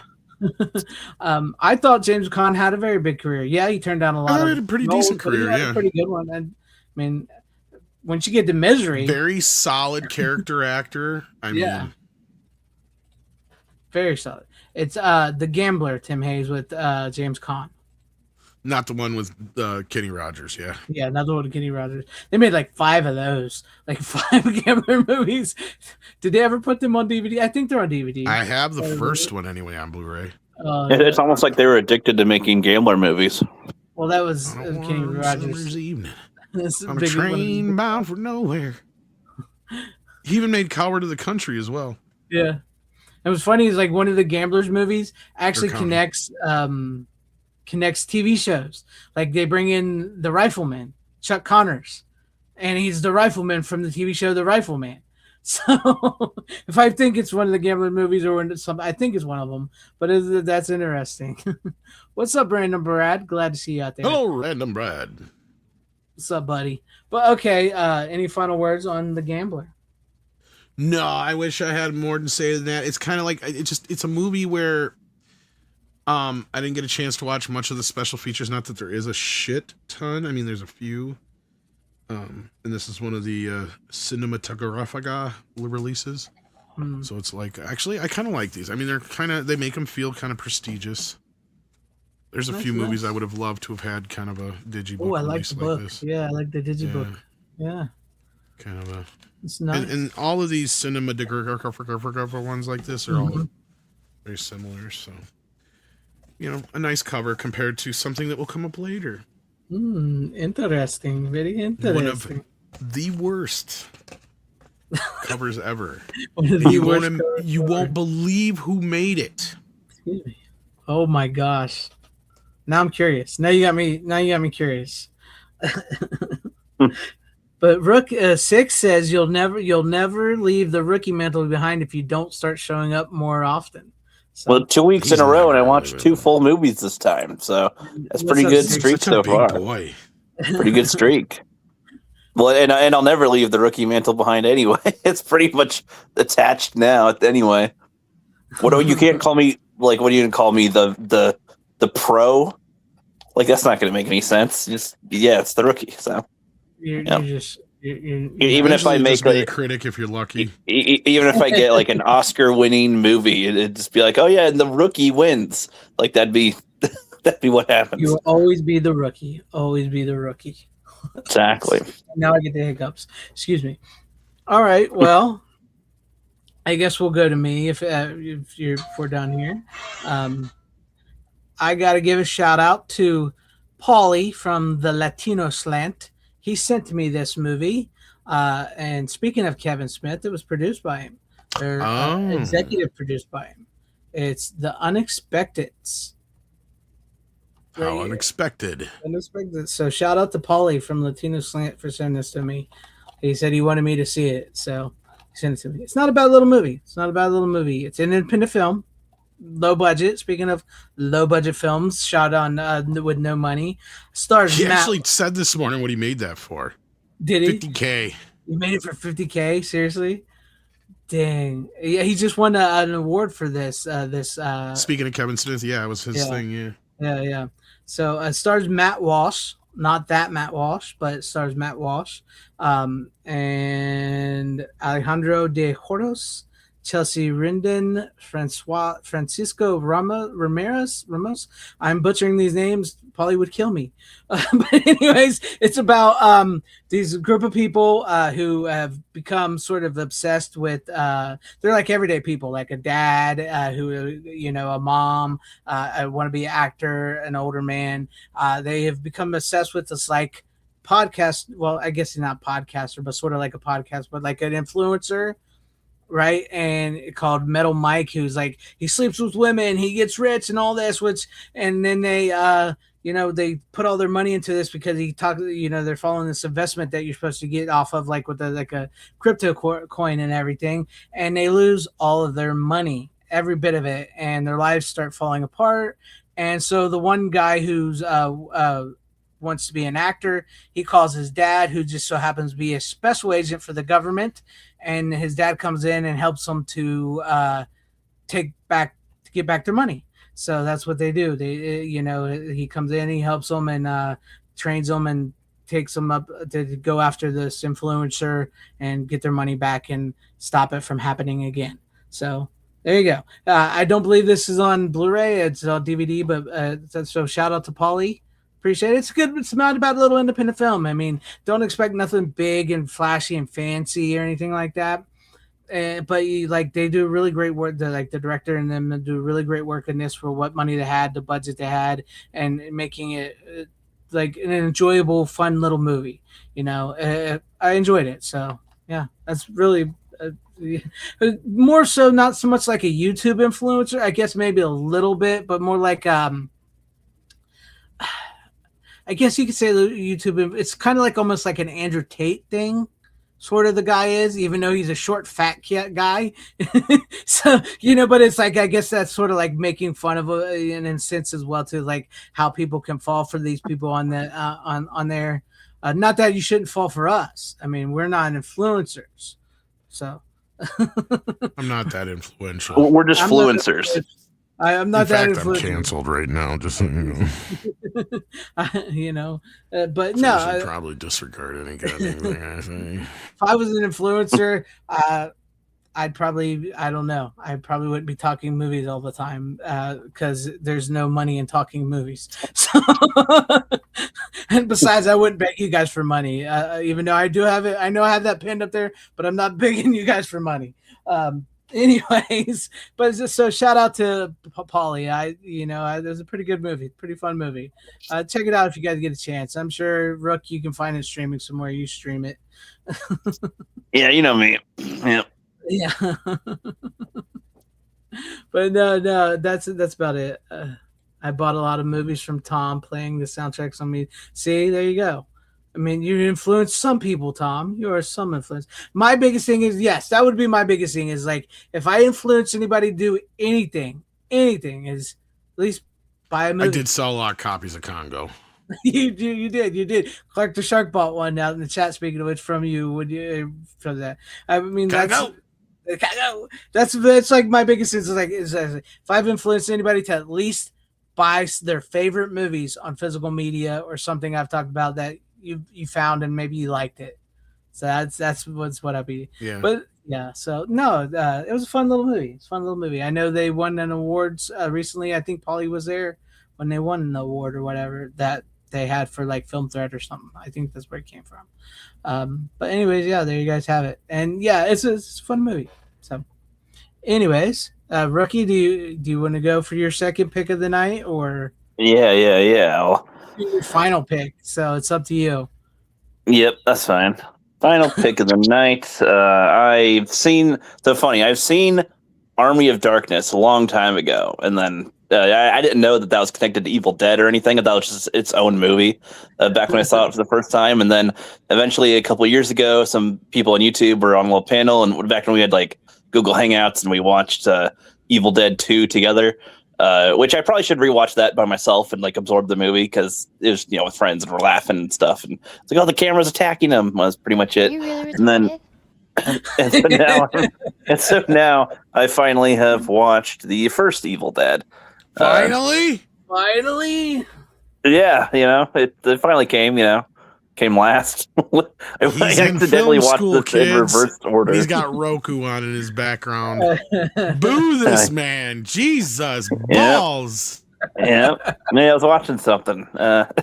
It wasn't a Blu-ray. It was a Blu-ray. Yeah, that's true. Hold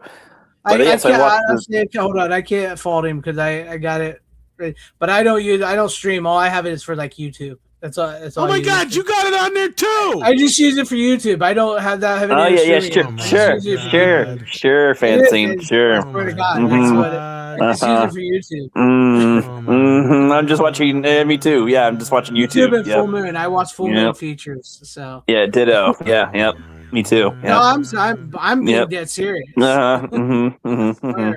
I'm sure. Anyway, but nobody's gonna ask how I knew it was Roku. That's good. You got Roku too, man. So don't act like it. Y'all are guilty. Y'all be guilty up in here. I was busy obfuscating. Thank you very much. But yeah, so I watched Evil Dead. Evil Dead. Yes, talk about Evil Dead. Yeah, well, it's funny because like I've seen the second one, which everybody says is a retelling, a remake of the first one. Yeah, I definitely watched that movie drunken with friends, and I remember some bits and pieces from it because a lot of this felt new, I guess, because I don't remember. I was like, I don't remember this happening in the other one. Evil Dead 2 also gets rid of 2 characters, so yeah. Okay, that makes sense. I felt like there was more people in this one a little bit, but yes, but no, I like it's kind of the classic setup of some teens going over to friends. I mean, they all look like in their low 20s at least. So they're all going to a cabin. It's a shitty cabin. Girls are all freaking out because it's spooky stuff all the time. And then they listen to that tape down there, and then she starts getting the heebie-jeebies and stuff. And then it's like, oh, we gotta go. And then I don't remember in Evil Dead 2. Did they have the scene in the woods with the vines and the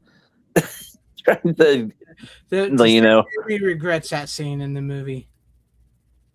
Allow me to read a passage. Yeah. No, you mustn't read from the book. I'm gonna read it from the book. No. Right here. It's right here. See. No.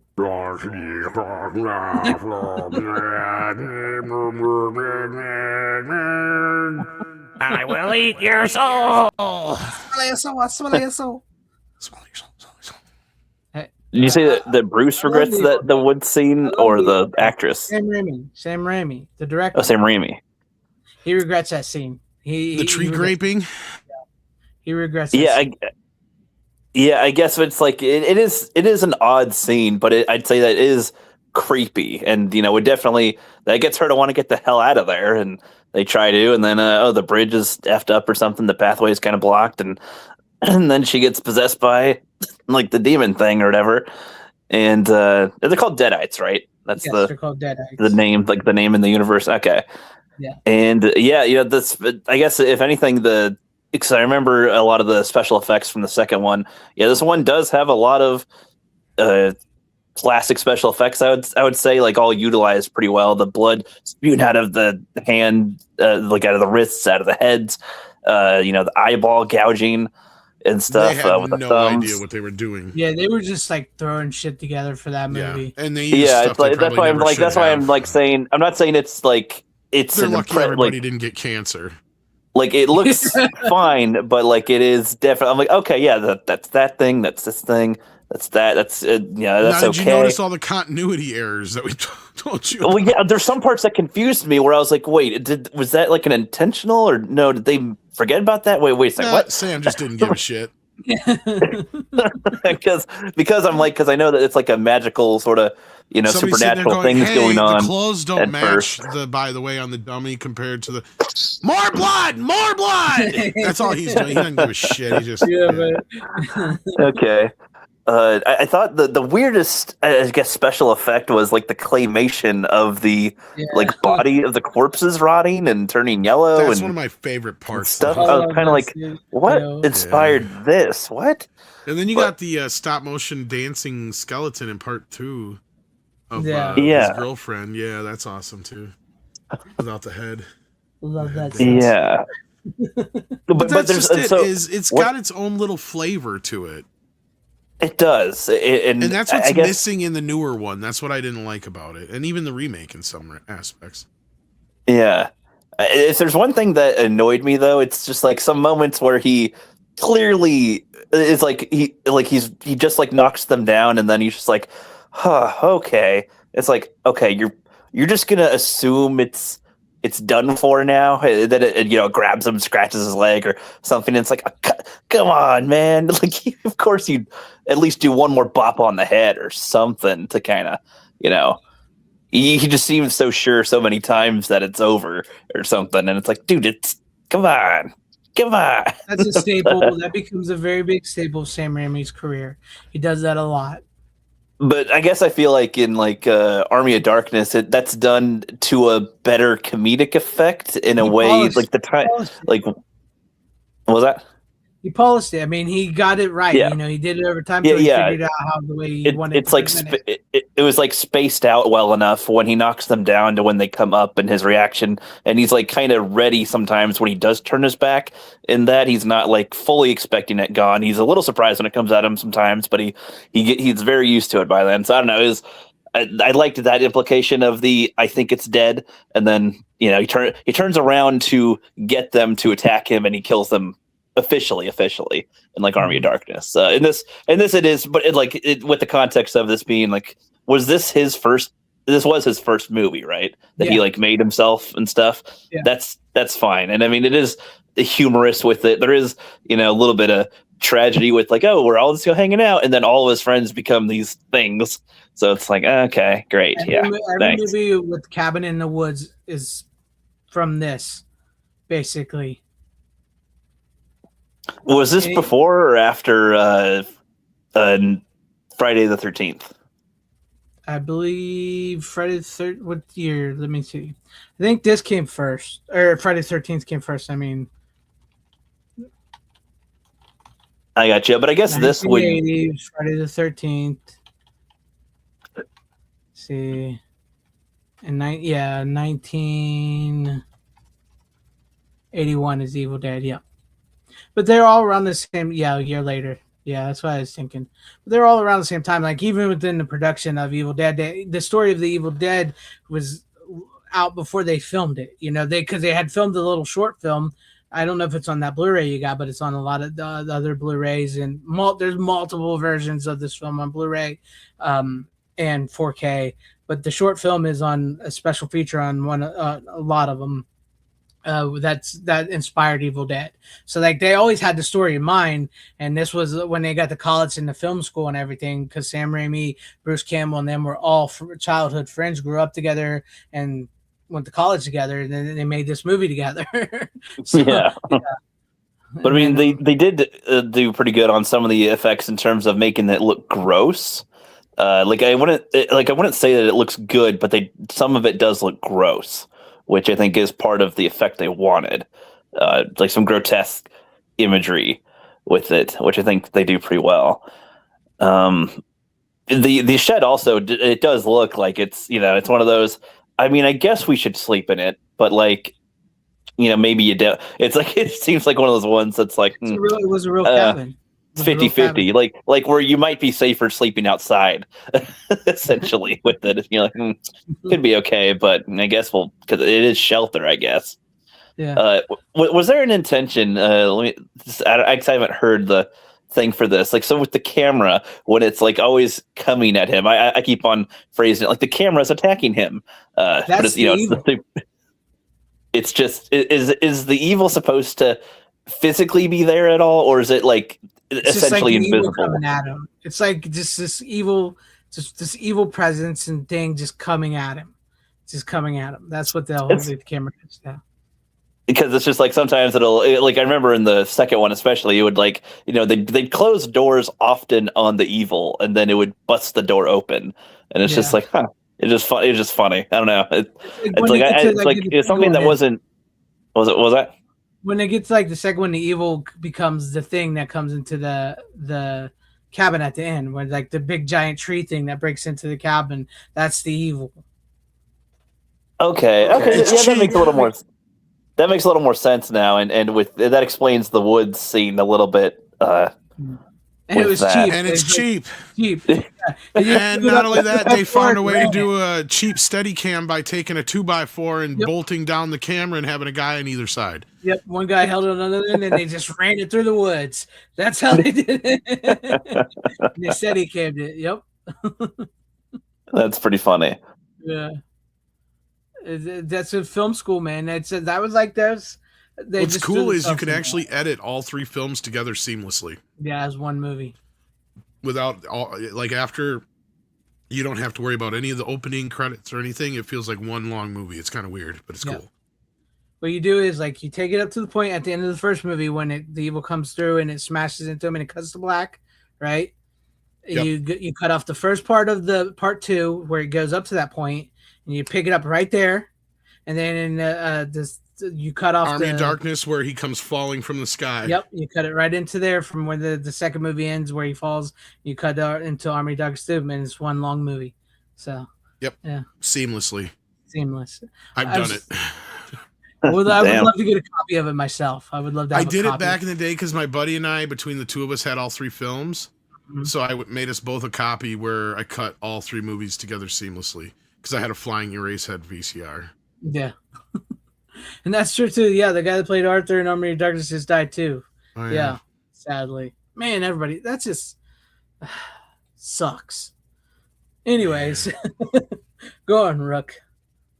Yeah, that's basically all that I had to say about it, I'd say. Yeah, glad that I saw it. It definitely does feel like this was the trial run. Like you're getting your footing on a film and you're figuring it out. And then Evil Dead 2 is like, okay, we kind of figured out what we want to do. We figured out ways we can do it. We have budget to do it, and we know what we're doing now, so we can make it like this. I can imagine. Are there people that prefer the first one to the second one? I imagine the more campy I'm sure feel. There's some purists. Yeah, there's pure. It's one of these ones where I'd go, yeah, it's the original, but like it, the second one is a step up. I thought you meant the other way around. No, most people will tell you the second one's better. Okay, yeah, that's good. Yeah, that's what I think it's good that happens, because I think sometimes there are too much purists, I guess, of like, this was the first thing, and so it is the best thing. And it's like, there's even a joke in High Fidelity where they talk about Evil Dead 2 being the greatest movie ever made. Yeah, well, it's like it's good that there should be improvements typically when it comes with movies, I think right? It's High Fidelity, isn't it? With John Travolta, not John Travolta, John Cusack and Jack Black and them. And I thought they were talking about how. Yeah, don't they talk? Yeah, they talk about Evil Dead in the record store. I think they do. Yeah. Now, see, like, yes, and most people agree the second movie is better than the first movie, and then the third, people love the third movie, even though I actually prefer Army of Darkness. Yeah, I do too. That I feel like the third one's the most rewatchable. Camps. There's like the Evil Dead 2 people camp, and then there's the Army of Darkness camp, and then there's the smaller camp, which is the.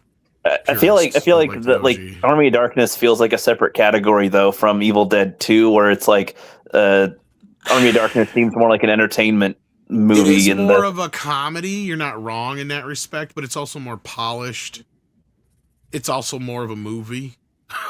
That's some kind of like Evil Dead 2 seems like it is a horror, like a small horror film. Evil Dead 2 is good, it is great. I understand people who like it more than the other ones, but to me, Army of Darkness just has all the things in it plus a little extra. Like, it just feels it's what I would say. It's what I would say that should happen for most directors and like filmmakers and actors. Is like they got better as they went. They improved and they utilized what they learned, and now they have the third one. Should usually be the best. Should be the best usually. Army of Darkness is definitely the most Sam Raimi of all Sam Raimi movies. Oh yeah, big time. Like, every Sam Raimiism is in that movie.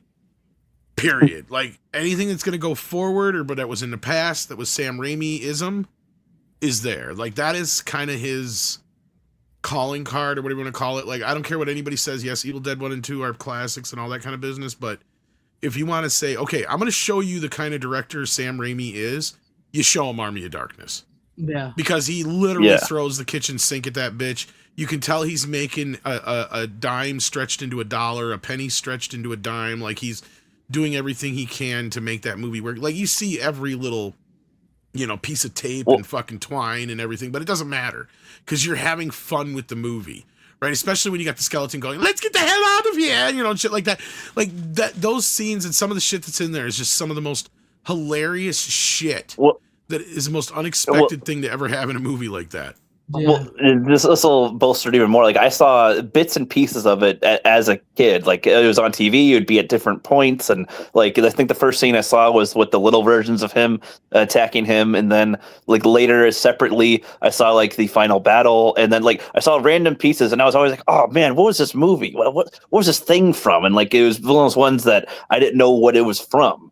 But I saw these scenes, and I really wanted to see the full movies of those at some point. And then eventually, I did see Army of Darkness. It might have been for YouTube even, where people were saying to watch the movie, and I did, and I was like, oh my god, these are what those were from.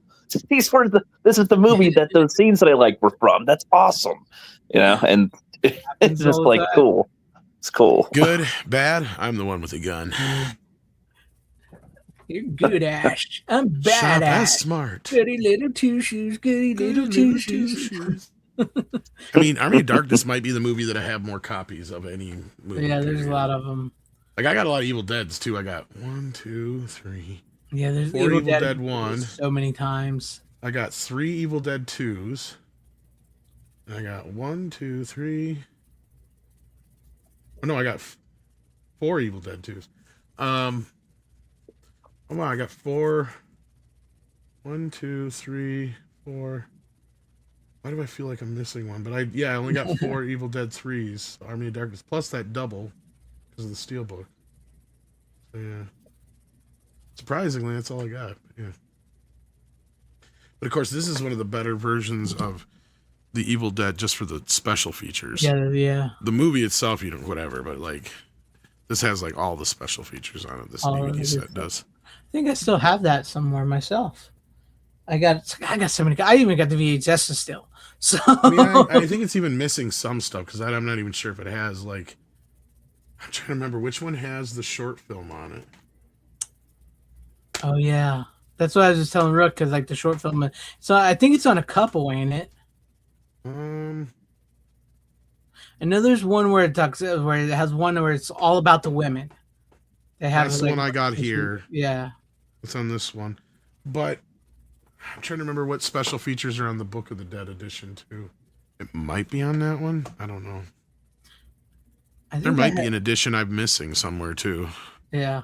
Because I did have the OG Anchor Bay one at 1.2 where it was just the movie. Yeah. Night Junkie in the chat says it should have been called Medieval Dead. That would have been a good name. That was the initial one of the titles for it, actually. Yeah, that was Medieval Dead. Yeah, but Universal was like, and Dino De Laurentiis were like, nobody remembers Evil Dead. Call this something completely different. It's not Evil Dead 3. No, it's that's not. That's what's. I had no idea these films were connected to each other. I wouldn't have known. They tried everything they could to try and make you not realize that. That's why. Yeah, that's insane. Everybody but Sam Raimi, anyway. Like, he's doing his best. Everybody's like, hey, did you see the third movie of the Evil Dead franchise? I'm like, there was 2 other movies before this? It was weird because when I rented it, I had no idea it was either, Rook. Like, I was kind of like, I started watching it, and in the beginning, you're like, wait a minute. This is Evil Dead. Well, it's like it starts out with the perfect. This is the beginning of the story. This is the episode 1 of he just falls out of the sky. Darkness actually starts out with most of the shit from Evil Dead 2, actually, like almost the same beginning, and you're like, wait a minute, what the fuck is? This is... Well, it is the clips from Evil Dead 2 in the beginning of it. It's just, the ending of it. Excuse me. I got the hiccups. No, I always looked at it like Evil Dead is their attempt to make a legit scary movie. And it does have legit scary legit scary movie moments in it. But it is an exercise in what not to do as a first-time filmmaker. Excuse me, I got the hiccups. And then Evil Dead 2, that's where the comedy comes in and everything, and it gets better and progressively. And like you said, Army of Darkness, is great. What really saved Evil Dead was Stephen King. Actually, he gave it a big thing, and that's what really got it out there. Because it may have kind of been looked over if it wasn't for him. Excuse me. I got the hiccups all of a sudden. Oh, wow. But, yeah, that's pretty much all I got to say about it. Yeah, glad. So now I've seen the trilogy. Now that I saw the first movie, I've seen the trilogy now. There you go. You got your film school homework in. You saw 2 of the 3 films. I thought there was 4 that you wanted me to see. I remember we said Clerks, Evil Dead, and El Mariachi. And you said Reservoir Dogs. Yeah, Tom. Yes, that's right. So those 2 are the ones I'll watch for next week. But I don't know if I've ever brought this up about Evil Dead before. I know I brought it up in other places, but I don't know if I brought it up here. But there's a reason why New Line Cinema, that wasn't one of their first big franchises. And do you know why that is? I remember because they released it theatrically. Yeah, I remember they released it because they had distributing rights. I remember that, but I don't. But they got pissed and they tried. I remember if they actually sued them or if they settled before they get sued. Mm-hmm. But Evil Dead was the first movie, believe it or not, and this is the last time they did it for a long fucking time, where the movie came out on VHS and in theaters at the same fucking time. And New Line got pissed because EMI had the rights to the video. And they're like, man, what the fuck? Because not only that, I'm sure knowing Robert Shea, he was also probably pissed because he knew half of his money or most of his money was going to come from a video sale. Mm-hmm. Yeah. So when he found out, wait a minute, and probably read the fine print and realized I don't have the fucking video rights. Oh, man. I did not know this one. This one I did not know. You didn't know this? No, I didn't know. I don't know how I didn't. Yeah. Oh, you got screwed. You see, people forget about how important the video sales were back in the day compared to today, man. I know we've talked about EMI, HBO, or whatever the fuck they were at the time released the video the same fucking day it came out in theaters. And New Line got pissed. Go figure, man. And I'm sure some theaters did too, but yeah. Yeah, I would say so, because that's like what they're doing today. It's what, with streaming, and why go to the theaters when I can just stream it at home? But okay. I'm glad you finally watched those, Rook, and you had your film school for the. Now get on to your next 2 classes. Yep, I'll be ready for the next quiz. There you go. Tom, are you ready for your next one? I am, and I don't know if Rick's here. I didn't see him in the chat today, and I was kind of waiting to hear back from him. No. Because I'm going to talk about one of the movies that he sent me. Oh, nice. Bats. Oh, he sent me that too. I haven't watched it though. Which I have here, and I did because I sent him the 5.1 mix here, but something's either wrong on this or it's a totally different 5.1 mix because it's comes off differently. And yeah, but otherwise it looks good. But no, it's a fun film. Speaking of low budget, just classic kind of monster movie kind of tropes. Bats is just so much fun. And I'm sitting here watching it this time going, you know what? There's kind of a cool remake in here too, especially considering and you don't have to even change all that much. Mm-hmm. The only thing I would change is instead of having the bad guy deliberately making them hostile and all that kind of shit, we have a situation right now where there's a lot of bat population that's dying off because of these molds and all this other shit that's killing them off. Yeah. You can have it to where they're just trying to make them more resilient and they accidentally made them more, not just resilient, but what they are in the movie. But then you add in another character, like a Quint character. You have the bat, the bat doctor. She's she doesn't want to kill him, but when it comes to a point when she knows she's going to have to kill him, well, she brings in this exterminator kind of guy who kills bats all the time against her, wishes, and that she has to work with him now. That's the only things I would change. That's the only 2 things I would change. Otherwise, I'd be almost the same exact fucking movie, but pretty much just modern and better effects. but still rubber bats. You gotta have rubber bats. Of course. You gotta have. I know a batologist is not a fucking word. I don't care. I love this movie. I don't even hate the semi-sequel with Lucy Lawless. It's okay. There's a semi-sequel to Bat. Oh, that's right. There is, isn't it? Bat something. Yeah. I can't Some remember species. I don't remember what the fuck. It's not. I don't even think it was meant to be a bat sequel. It was just another movie about killer bats, and I think they just put the title on it.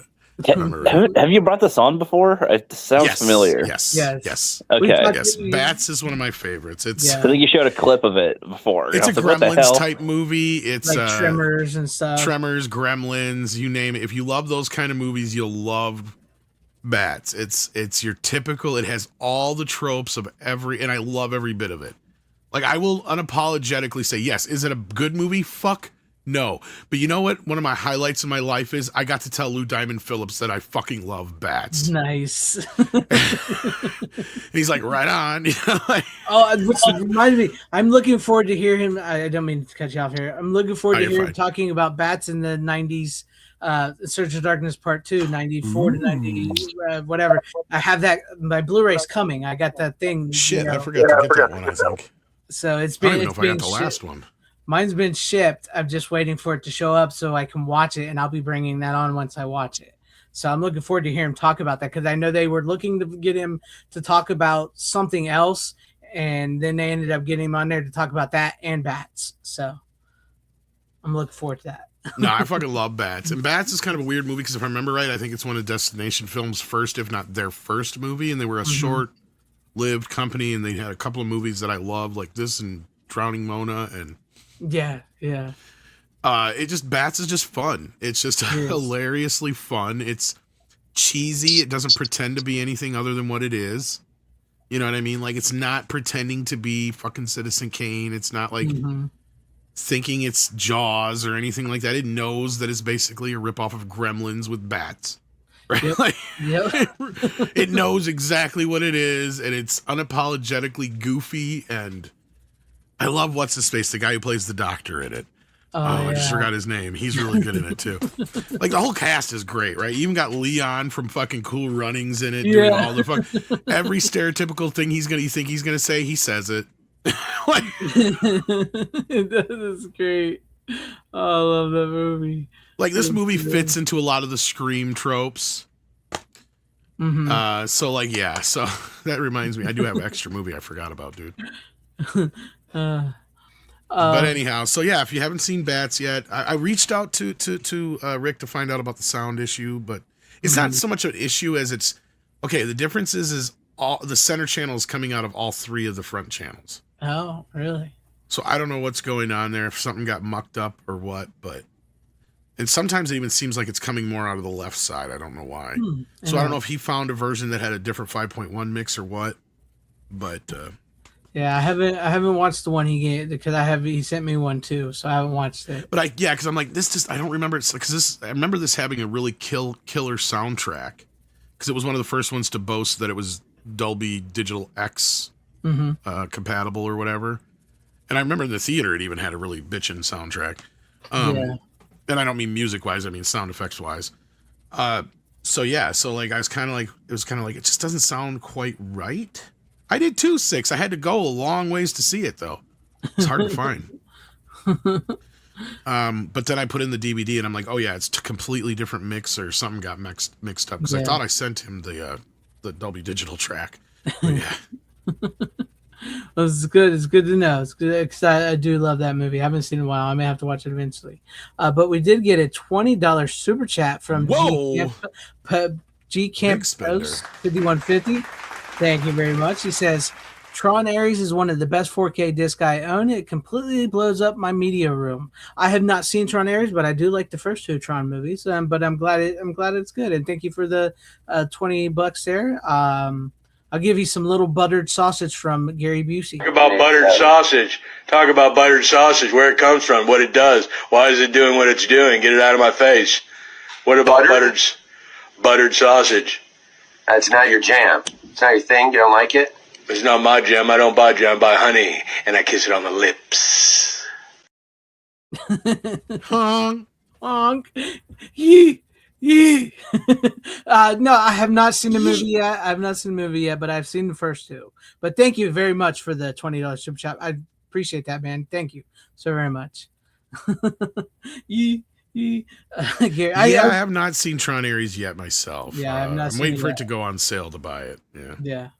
I meant to clip that Gary Busey one that you sent me where he's Yippee or yay. Yay. He's like, you can say yay, Y-E-A-H, and that's yay, but you can also say Y-E-E or Y-E-A or whatever. Fucking weirdo. I love that because we're the killer clown. But yeah, we talked about bats before. So Rook, what you got next? Or no, Rooks don't have any more. So what do you got? More. I'll keep it in. Or do you want me to do another one? How many you got left?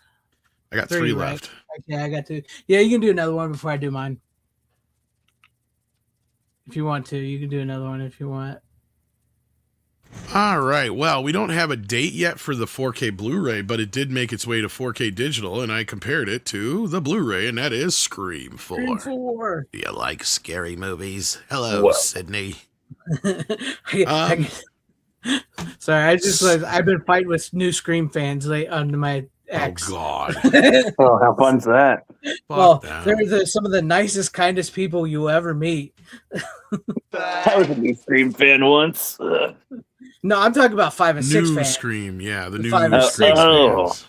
Because they're boycotting the new movie, and they're very pissed right now because the new movie is tracking to open better than Part 6. It'd be the highest opening film. Wouldn't that be a good thing if you're a Scream fan? No, because they love Scream does not exist to them in the form we like Scream. Scream exists to them in the 2 girls, the Carpenter sisters. That's Scream to them. Who wants to see Sidney Prescott? Who the fuck is she? Anyways, go on, Tom. No, so I mean, we've talked about the movie at nausea. So like, the most I can do is just tell you how it compares to the 4K version that's on streaming. Now, keep this in mind: it is on streaming. Mm-hmm. Does it look better? Yes. I'm not convinced wholly yet until I see the disc in what shape or form this movie is being remastered in. Because this movie is not owned by Paramount. It's owned by Lionsgate because it came in the weird, wonky transition of Weinstein leaving Disney and starting their own company. Yeah. Lionsgate is scheduled to do a 4K release at some point. My guess is it's going to end up being a Lionsgate limited release. That would be my guess. Yeah, probably. Yeah. Now, it's on sale right now for $5 though on digital. Mm-hmm. So it is an improvement, a slight improvement over the Blu-ray, but that's just because it's either just the bandwidth was allowed to breathe because it was a 2K DI. So I don't know. I don't think they went back to the original film. It doesn't appear to be the case. I was hearing that it's like an upconvert is what I'm hearing. I don't think it's an upconvert exactly though either. I mean, yes, I guess it technically would be. You're not wrong. Yeah. But what I mean is, it kind of reminds me of the difference between Curse of Chucky, the Blu-ray, and the 4K. Mm-hmm. Where there's stuff that is lost in the Blu-ray, but once you see the 4K, there's stuff you can see. Right. That you didn't see before. So I'm curious. And being that it's on a digital streaming service, it did have its blocking and other issues that I'm just kind of like, well, I can't give it a quite, I can't suss it out as well as I could if it was on a disc. Right. That being said, though, overall it does look better, an improvement, regardless if it is only 2K. I will hope they go back to the original film because it was shot on film, but it was finished in 2K, so that's the thing. Mm-hmm. So it's in that weird period there of the eras. Yeah, but considering the price right now, why not? And considering the new films coming out soon, why not? Yeah, I'm looking forward to seeing that. I mean, like we've talked before, I know we've talked it to death and everything, and I know we talk about how we need new original films. I get it. But like horror franchises, I think are a bit different. Even with your own, because like they're going to keep cranking those things out. Horror makes money, period, regardless. And that's one of the things that like even after these big budget IPs will falter and fail, the horror franchises will live on. But yeah, I got into it. I had a tweet blow up about the new movie, and yeah. Apparently, I'm an evil person for wanting to see this movie. So, when do they want the franchise to continue at all? And like, did they do realize that the ones they like are at the end of the back end of a franchise that started, like the characters and the whole point. Because the main chick that was Billy's daughter. Yeah, it doesn't help when your first reboot quill basically says that the old fans are the problem. Yes, exactly. And I don't think they understand it because they're starting to come out and say, like, why is 5 and 6 all of a sudden everybody's starting to hate 5 and 6? Because I think people are finally waking up to what you and I had said, yeah. Yeah, it's like I said, it's like almost like you made Emperor Palpatine's granddaughter the hero of the franchise. You made Billy Loomis's illegitimate daughter the hero of the franchise. Not to mention that they thank Rian Johnson in the credits. So I fucking hope to God that the beginning of the next movie is literally us finding out that the last two movies were stab movies. I would love that. I would absolutely. I almost feel like I want to say I hope it happens because I almost feel like the reason that Randy's niece and nephew, the two, I almost feel like they're the actors hanging out with the actors of those characters from the movies hanging out with Gale. I don't know, but I'm hoping that. There's so many ways into it, right? You're not wrong. So many ways, but I've been called because also they're upset because the chick Melissa Berry or whatever her name is, they claim she was fired because she supported Palestine, and so you work for a bunch of Jewish people and you're doing some anti-Jewish shit. Yeah. So they're like, oh, you support this, you support that. You're like, one guy said, I will be punished. I will be dealt with for going to see the movie. So I'm like, fuck off. So yeah, don't bother to mention that you're going to, look, I'm actually pretty cool on my Twitter with only getting 5 or 6 likes and everything because I've had tweets blow up in the past where they've been over 1 million views and everything. And I don't know how some people do it, the big people on Twitter that do it, because for every like you get, there's somebody in your comments telling you to off yourself or that you're an evil person. Just for tweeting out something innocuous. So I don't know how people do that. So I'm fine with my little core little audience of people who 5 or 6 likes, people like me. I'm cool with that. I don't need to go viral. So all Kevin Williamson has to do is I love that bit where she's like, so wait a minute. If Stab 5 is actually the beginning of Stab 4, then what happened to Stab 4? Or however they put it in the thing, but yeah. When you watch Scream 4, by the way, Stab 5 is the worst of the franchise. And then the next one has to do with time travel, so wouldn't that be hilarious? I mean, I know. Look, and they always like to stick it to you Matthew Lillard's not going to be the killer. No shit, Matthew Lillard's not going to be the killer in this movie. I wouldn't want him to be the killer in this movie, but I mean it's kind of cool to know how they're going to bring him back because Kevin Williamson has flat out told Matthew Lillard to his face that the movies don't need him, and now all of a sudden he has an idea to bring Matthew Lillard back. So I'm kind of interested in that. I have a weird feeling that this is going to have something to do with a family member of Sydney's that we don't know yet. As always. Because it always does. Exactly. But we should get another Force Ghost. Yeah. I don't think Kevin Williamson is going to undo the last 2 movies, but I think he's going to totally ignore the Force Ghost shit, Rook. Oh, guaranteed. Okay. They're just funny because you mentioned Star Wars, and I was like, you know what? $5 that never is Billy's daughter ever mentioned. Oh, yeah, guaranteed. Now, Dewey will be dead, but there's going to be some flashbacks because you know what Kevin has always wanted to do. They're all in it. This is going to all tie back to the original night. Mm-hmm. Who was the third killer? We know who the third killer was, right? Roman. What if Roman has an illegitimate child somewhere? That could be interesting. See, I would buy that more than Billy. He is the killer. See, I would buy Roman's child more than Billy's daughter in a heartbeat. Exactly. Especially since in Scream 3, you deal with the whole thing they're making fun of Harvey Weinstein. They're showing it right to your face, right? So yes. Roman is part of that group of with him and the sex parties and everything, and that's where he came from, in the first place with Maureen, Sydney's mom. So I would totally buy that. He did the same shit and had a kid too. So and not only that, guess who else might have somebody I actually would believe had an illegitimate kid? Stu. Yes. I would too, because yes, he was banging. What's her name in the movie? Drew Barrymore's character. He was with her before he was with Tatum. Yeah, and I can see him waxing all sorts of ass. Exactly. Like when she found him out, now, man. Imagine those two get together, and they're like, "Y'all fucked our lives up." Yeah. Now, see, that would be great. That would much better than Billy's daughter, who turns out to be a hero and has a Force Ghost dad, where they made the killer of the first movie a good guy all of a sudden. So...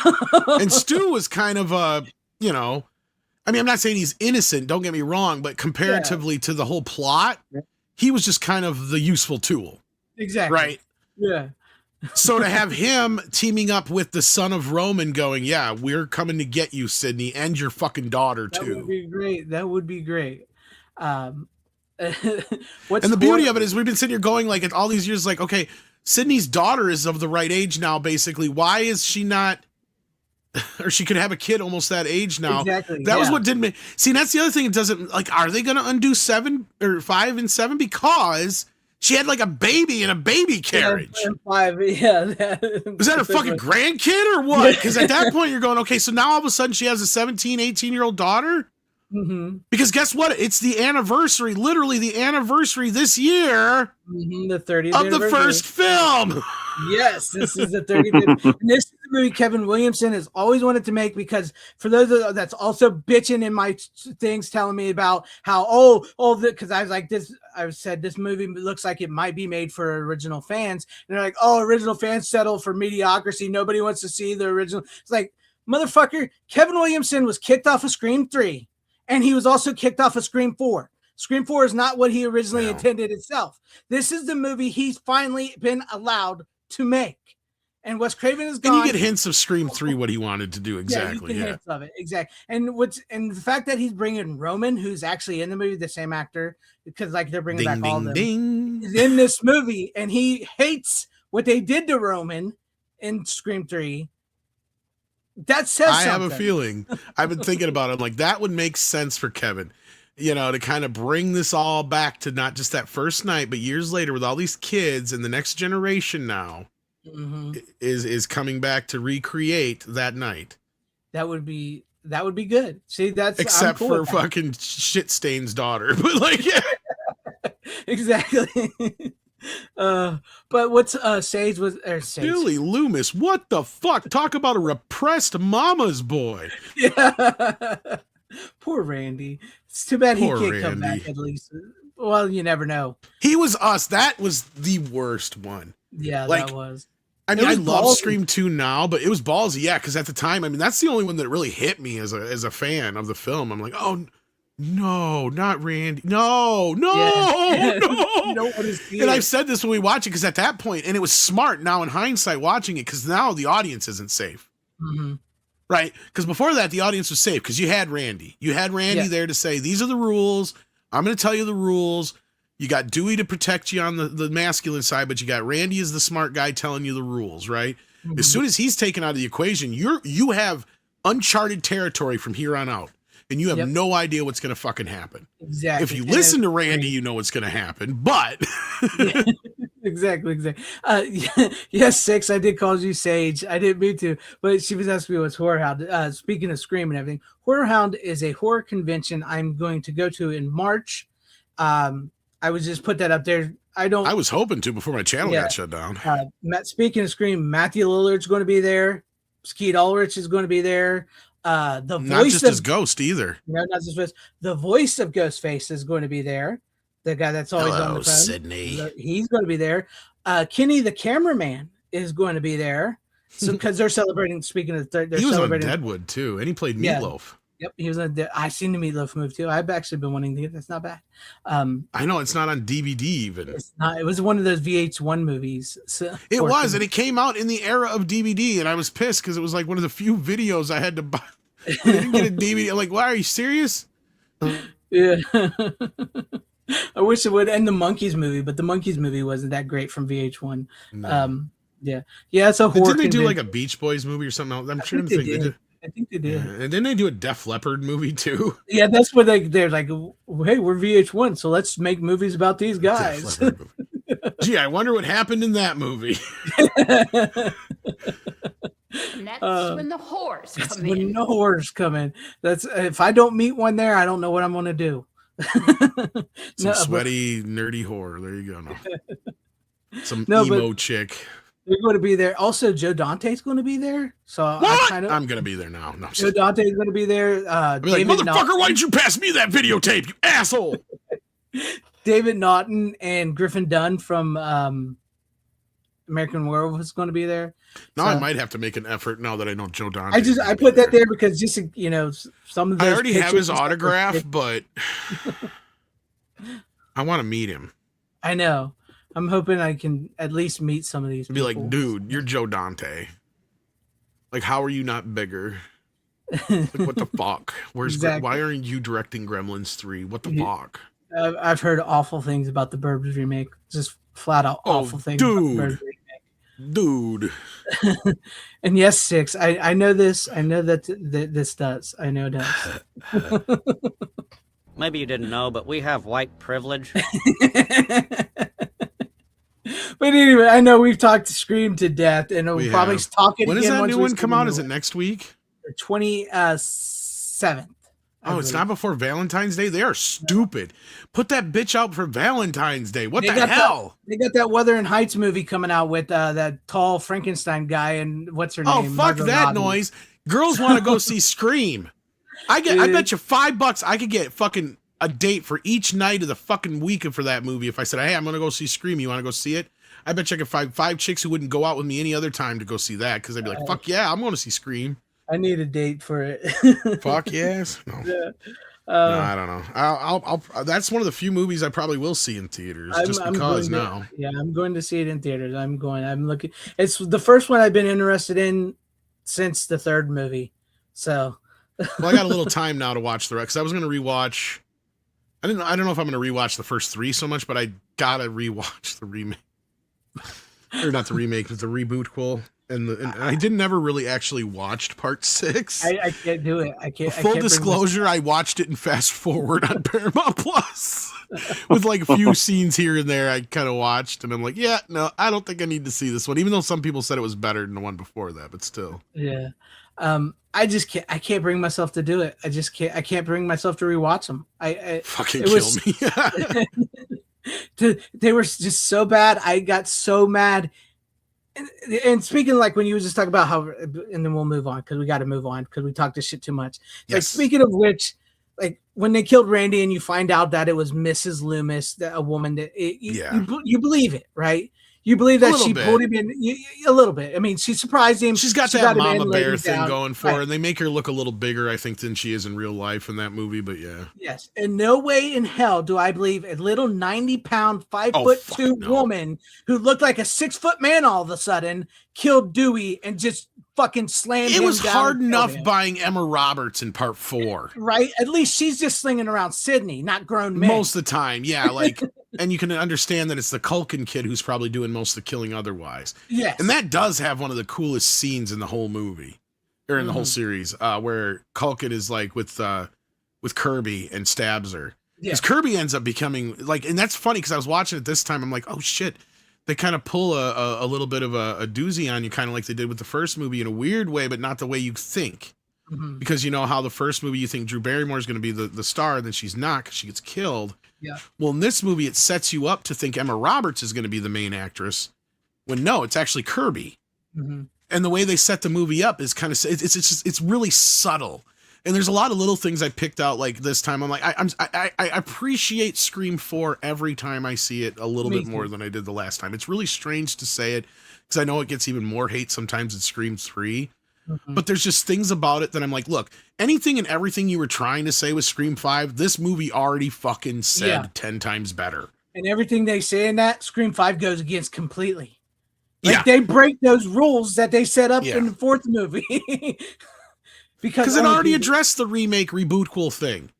Right. And she goes through all the names, Kirby, all those remakes of the movie, the classic movie, she goes through all of them in that movie when they're talking about that. It's just, and I mean, I guess, I never really bought into the whole idea that Kirby didn't die shit. So I don't know if I'm going to be ready for that again when I rewatch part 6, but you know, Part 7, I hope is good. It's been a long time since we've had a good movie like this. Mm-hmm. Maybe it will finally be what we were hoping the last time it was going to be, but that's what I've seen. I don't know. I'm not looking at spoilers or anything, and I actually stopped watching the trailers and stuff because they start showing way too much now. Yeah. But from what I've seen, it looks decent. It looks like the movie that it was supposed to be. What Part 5 was. Will it be that movie? Will it be good? No, it could be an absolutely shit fest. For all I know. Oh, Kevin Williamson is not perfect. No, no, he's not perfect. So but it feels right. Will it be? We'll see. But let's move on. And I'm trying to remember. I don't think Scream 3 so much got taken away from him, wasn't it? So much that I thought that the script leaked online and he didn't have time to rewrite it because he was working on Killing Mrs. Tingle or whatever the fuck it was. Well, he got into with the script and everything. They wanted him to set it completely in. He wanted to set it completely back in her hometown. Oh, that's maybe what it was. Okay, and they wanted it in Hollywood, and so we lost Rook. Anyways, they wanted it in Hollywood, and so he outlined it, gave it to him, walked away, and then when he got on Teaches Miss Tingle, they actually, or whichever one it was he was making at that time, I put him over on that movie too because it got taken away from him too because of the whole Columbine thing. Yeah, so, I remember that. Yeah. All right, well, now that you got hiccups, it's your turn. So yeah, I don't know. I have so many hiccups tonight. Speaking of horror movies, this is an older one I had never seen before. It's a British horror movie, and that is Inseminoid. Bom, bom, bom, from Indicator. Tom, I don't know what that is, but I want to see it. This movie is up your alley. This movie I can tell from the cover. This is balls to wall crazy. It's from 1980. She's being inseminated by laser beams. Fuck yeah. Actually, that's not even what happens. That's just the dude's. What? No, I'm gonna write that movie. That's just her lights on her thing. She's not being. She's gonna have a laser baby. Oh no, there's lights. You're right. Okay. It's just her lights from the. Oh, there's the baby. It's like an alien baby. Oh, sweet. There's 2 of them. Yes. More the merrier. This movie is about sort of like Aliens, but it's also basically a slasher movie. Wait a minute, is this called Demon Seed in other countries? I'm not sure. Joey After Midnight said it's that I may have actually seen it or have it, but I just have the Demon Seed version. I don't believe it's called. I'm looking on the back here. It's from Indicator. No, it's I watched the special features. They don't. It was always called Inseminoid, so they never mentioned. Well, Demon I guess Seed. I'm gonna have to find that one. Okay, so what is this movie okay. about? No. Okay, yeah, I don't think so. Yeah, so what is this movie about? It's a UK movie, a British movie. There's also American actors in it too. They're on this planet where the what they can't figure out why all the life forms on this planet had died. So they're mining and everything, and they come across these crystals, these weird crystals, and they take them back to the thing. And the one guy starts going crazy because he touched them and cut his skin, and he starts going nuts, and they got to end up killing him. And then they have no clue what to do. They want to get ready to leave. One of the women that's on it goes out there, and she gets taken by an alien, and he inseminates her this big thing where she's laid naked on this table with this big long thing going into her and everything. Title right there. Inseminoid, and she goes fucking crazy. And she's this a Charlie Band movie? No, it's some UK movie. It's just Norman J. Not Italian. Ward.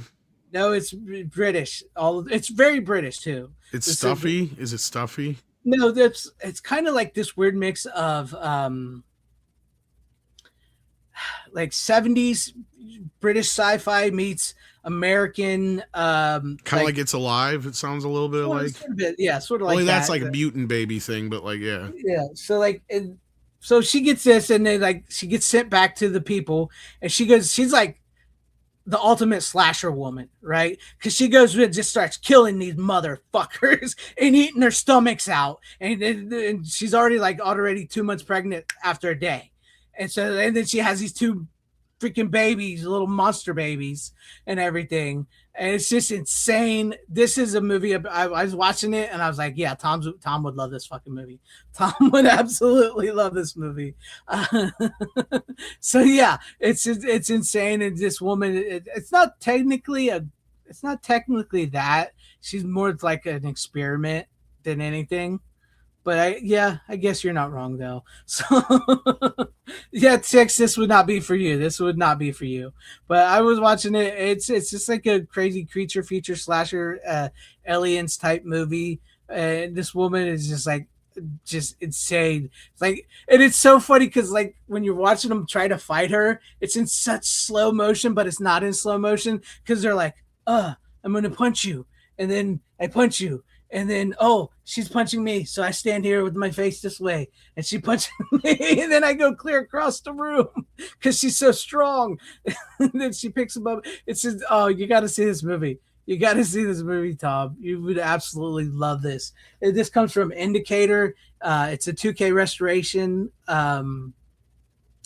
It's region free, so you would definitely. I don't know if it's out of print or not or whatnot, but yeah, I had fun with it. It's just this goofy sci-fi, like weird British American hybrid type movie. It was so fun. It's insane. So the cheesiness, the campiness of it, the bad acting, the good acting, it's insane. It's insane. I loved it. I knew Tom would love this because this is like the type of movie he would go. You're not wrong, sis. You're right. I shouldn't say it was not. I wouldn't give it a pass. You're not wrong. Yes, it is. That's basically that is what happens. I understand. I get that completely. And this definitely would not be a movie for you, Six, or probably for most women. But it's just one of those like cheesy, campy. I don't know. I'm sure there's a lot of women who are into alien grape. I'm just gonna say. I'm not gonna discount it. There's probably a kink for that. There might be, but no, it was fun. It was fun. Outside of that scene, probe me. Outside of that scene, it is fun. It is a fun. It's like a fun, campy, cheesy horror flick where this woman just like goes nuts, killing these people and eating their stomachs out. It's just insane. Well, she's pregnant and she's hungry. Yeah, she's pregnant. She's hungry. It's just like the how dumb. Oh my god, the people are just so dumb. I laughed. It's like, you're gonna die, right? Don't do that. See, I told you, you're gonna die. I'm gonna have to get this when I can afford it. It was just it's insane. It's insane. Porkies with laser beams. That would be. I would love to see that movie. Good night, Brian. This sounds like a Charlie Band movie. It's almost like it is almost like a Charlie Band Empire, or like an Empire movie. I can see that. Yeah. But it's not. It's British. It sounds like one. Yes. It was fun. I had fun with it. I was like, Tom would love this movie. This would be like one of those movies where you would like, I saved the best for last, and this is what it would be. I saved the best for last. So, all right. Well, that's it on that one. Tom, you want to do the next one? Well, Vinegar Syndrome released a TV movie classic. Ooh. Speaking of rubber monsters. Ooh. Oh, I know this one. Yes. Don't be afraid of the dark. With little rubber guys. This is almost kind of like, you can tell like the gate people probably saw this movie and they're like forgot about it. It's not exactly the same, but there's very similar-ish things to it, especially the way they did the effects.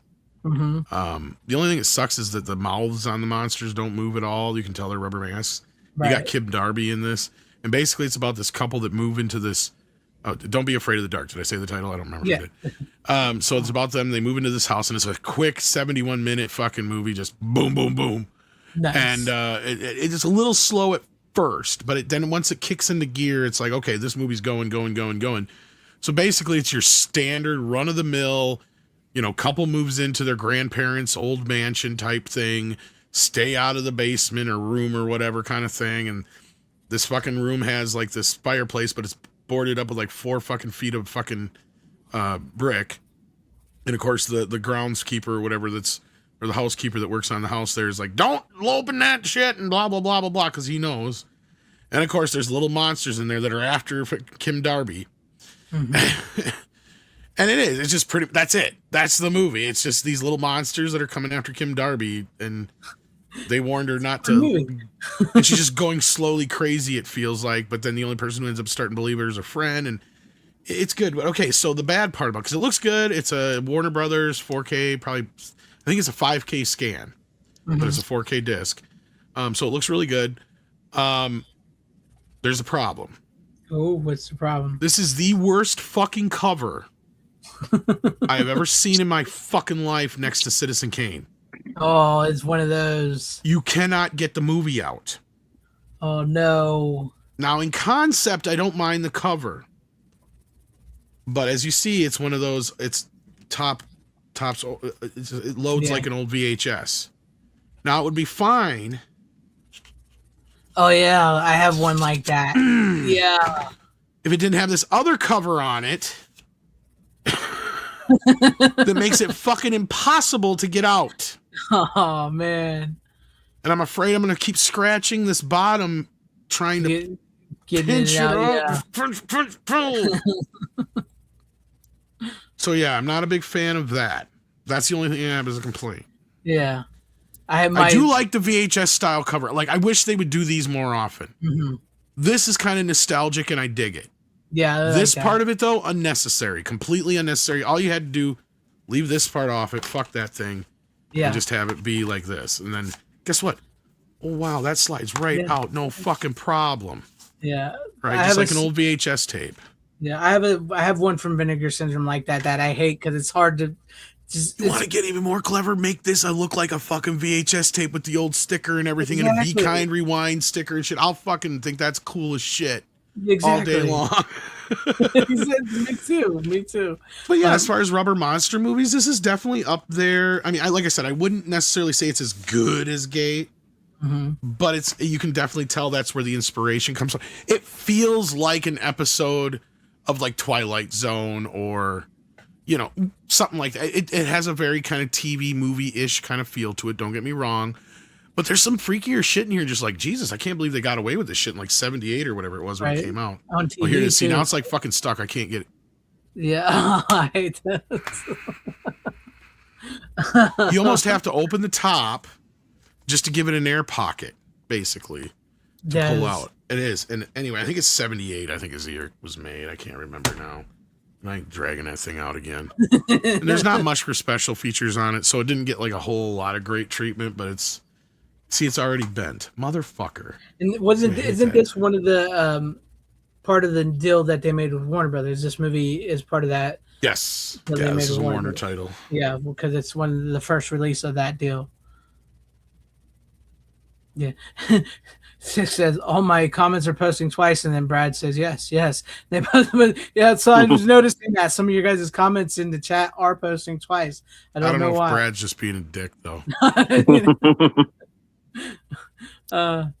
But no, yeah, I was wanting to pick this one up too because I saw that, and I may have seen this once as a kid. I don't remember offhand. It kind of seemed familiar, but then again, I'm like, it has a lot of similarities with The Gate, so I'm kind of like. Maybe you thought it was The Gate. No, but I'm like, maybe just the two of them melded in a way, or I don't. For some reason, though, I do feel like maybe I've watched it before. I don't know. I mean, if I did, it was so long ago, I barely remember any bits of it. But then some of it felt a little familiar. It's like we said, we've seen some of the stuff growing up on cable and from video stores. Like there's movies we've never seen ever again, ever. I know that we missed half of them, or only know, like you were talking earlier, Rook, about seeing bits and pieces of Army of Darkness. Yeah, it's insane. At least it was fun. So yeah, outside of the case and everything. So do you have one left, Greg? Yeah, I have one left. So are you done? I got one more after this. Yep. Okay. So my last movie is I watched the sequel to Screwballs. I watched Loose Screws. Screwballs 2, which it's really not. It's not Screwballs 2 at all, really. Not at Shenanigans. all. Shenanigans. And yeah. So what is it? What is it? This one about, right? So whereas like the Screwballs is clearly, like we mentioned, it's like a satire spoof type movie, and it's set. You really don't know what era it's set in. Basically, it looks like maybe the 50s, maybe the 60s. They go to drive-ins. It's a sex comedy taken on off of Porky's and all of them and everything. but it has this like heart to it, like most of them do and everything. This one, clearly set in the 80s. You lose that Americana because it's like I said, it's Connect's exploitation made in Canada. That's out the window. Like, don't even think about this being America, even though it's still supposed to be America. They're Canadian as shit. They're always saying sorry and out and everything. They're not even hiding their accents. So only 2 actors from the first movie come back for this one, and they're not even playing the same characters. They're different characters because it's like, and the school is it's not the TNA high school, it's the Beaver High School, and these guys are the main cast of guys are sent to a college. They're sent to Coxwell Academy for college, and instead of trying to see the only thing they really kept from the Screwballs is like the names. Where like, you know, Purity Bush, and they're trying to get with their French teacher whose name is Miss Mona Lott, and it's Coxwell Academy. So they kept those names, but they didn't keep the satire to it. It's a straight teen sex comedy. So yeah, the Screws are the worst. But no, it's a fun movie. It's a funny movie. They get into shenanigans as they always do. You know, they're trying to peep on the girls in their dorm. One guy dresses up like a girl to get with the girl. You know, they go to a strip club. All that. It's all in there. It's all the same. It's funny. It's got its moments. But you can tell the American side from because I know like Jim Wynorski and them, like I said, and oh my God, his name is slipping my mind. What is his name? Roger Corman. You can tell like Roger Corman, Jim Wynorski, and all them were not part of this. They just were like, hey, you know what? Let's make a sequel in name only to Screwballs and we'll keep sort of the similar thing to it and just make a movie, you know? So that's basically what they did. So yeah, it's fun. This one has definitely got more nudity in it than the other one. Cause like Screwballs says Hall of Fame nudity on the Screwballs. This has way more nudity in it than that one does. But anyways, yeah, there you guys go. I watched the sequel. I had never seen the sequel. I didn't even know it had a sequel until I got it. And so there you guys have it. That's that. I just had to get to that because I was like, oh, there's a sequel. So I've seen it. I still to this day though, I mean, I know American Pie is you know, they say Porky's Revenge meets Revenge of the Nerds. I think American Pie may have been more influenced by Screwballs and Loose Screws because there's so many similarities to them. Like even going to like the hot dog sausage place in the first movie and like the group of the guys, the way they're thing. And even in this, like the college they're sent to is on a beach. And where do they go in American Pie 2? They get a house on the beach, right? Like there's even they go to the beach on this and some of the stuff they did. I really think American Pie might have been influenced more by these movies than Porky's. Which though Porky's influenced all of them to begin with. So I'm just saying. This is true. But that's so it's kind of like McDonald's in turn, you know, with Burger King, right? Right. Then another company that was inspired by Burger King instead of McDonald's, but aware of McDonald's existence. Exactly. McDowell's. You got the McDowell's. But yeah, anyways, that's it. That's all I got for that. There's not many special features on this one like there was on the first one, just a couple and nothing really good. Well, I have a movie that bounces off of that because it's a movie about a killer shark based on a book with a score by a very well-known composer. Ooh. Can you guess which movie it is? Based on a book by a very well-known composer. Right? It's about a killer shark. Killer shark. Is it Jaws? No. Just kidding. It's a ripoff of Jaws called Tintorera. Tiger shark. I thought you said Tintorera there. And this movie is like one of the most non-canon films ever, besides some of the other ones we talk about. Because it even has the chick from Revenge of the Ninja in it. Oh, really? Yeah, it's based on a book. It's an Italian shark movie.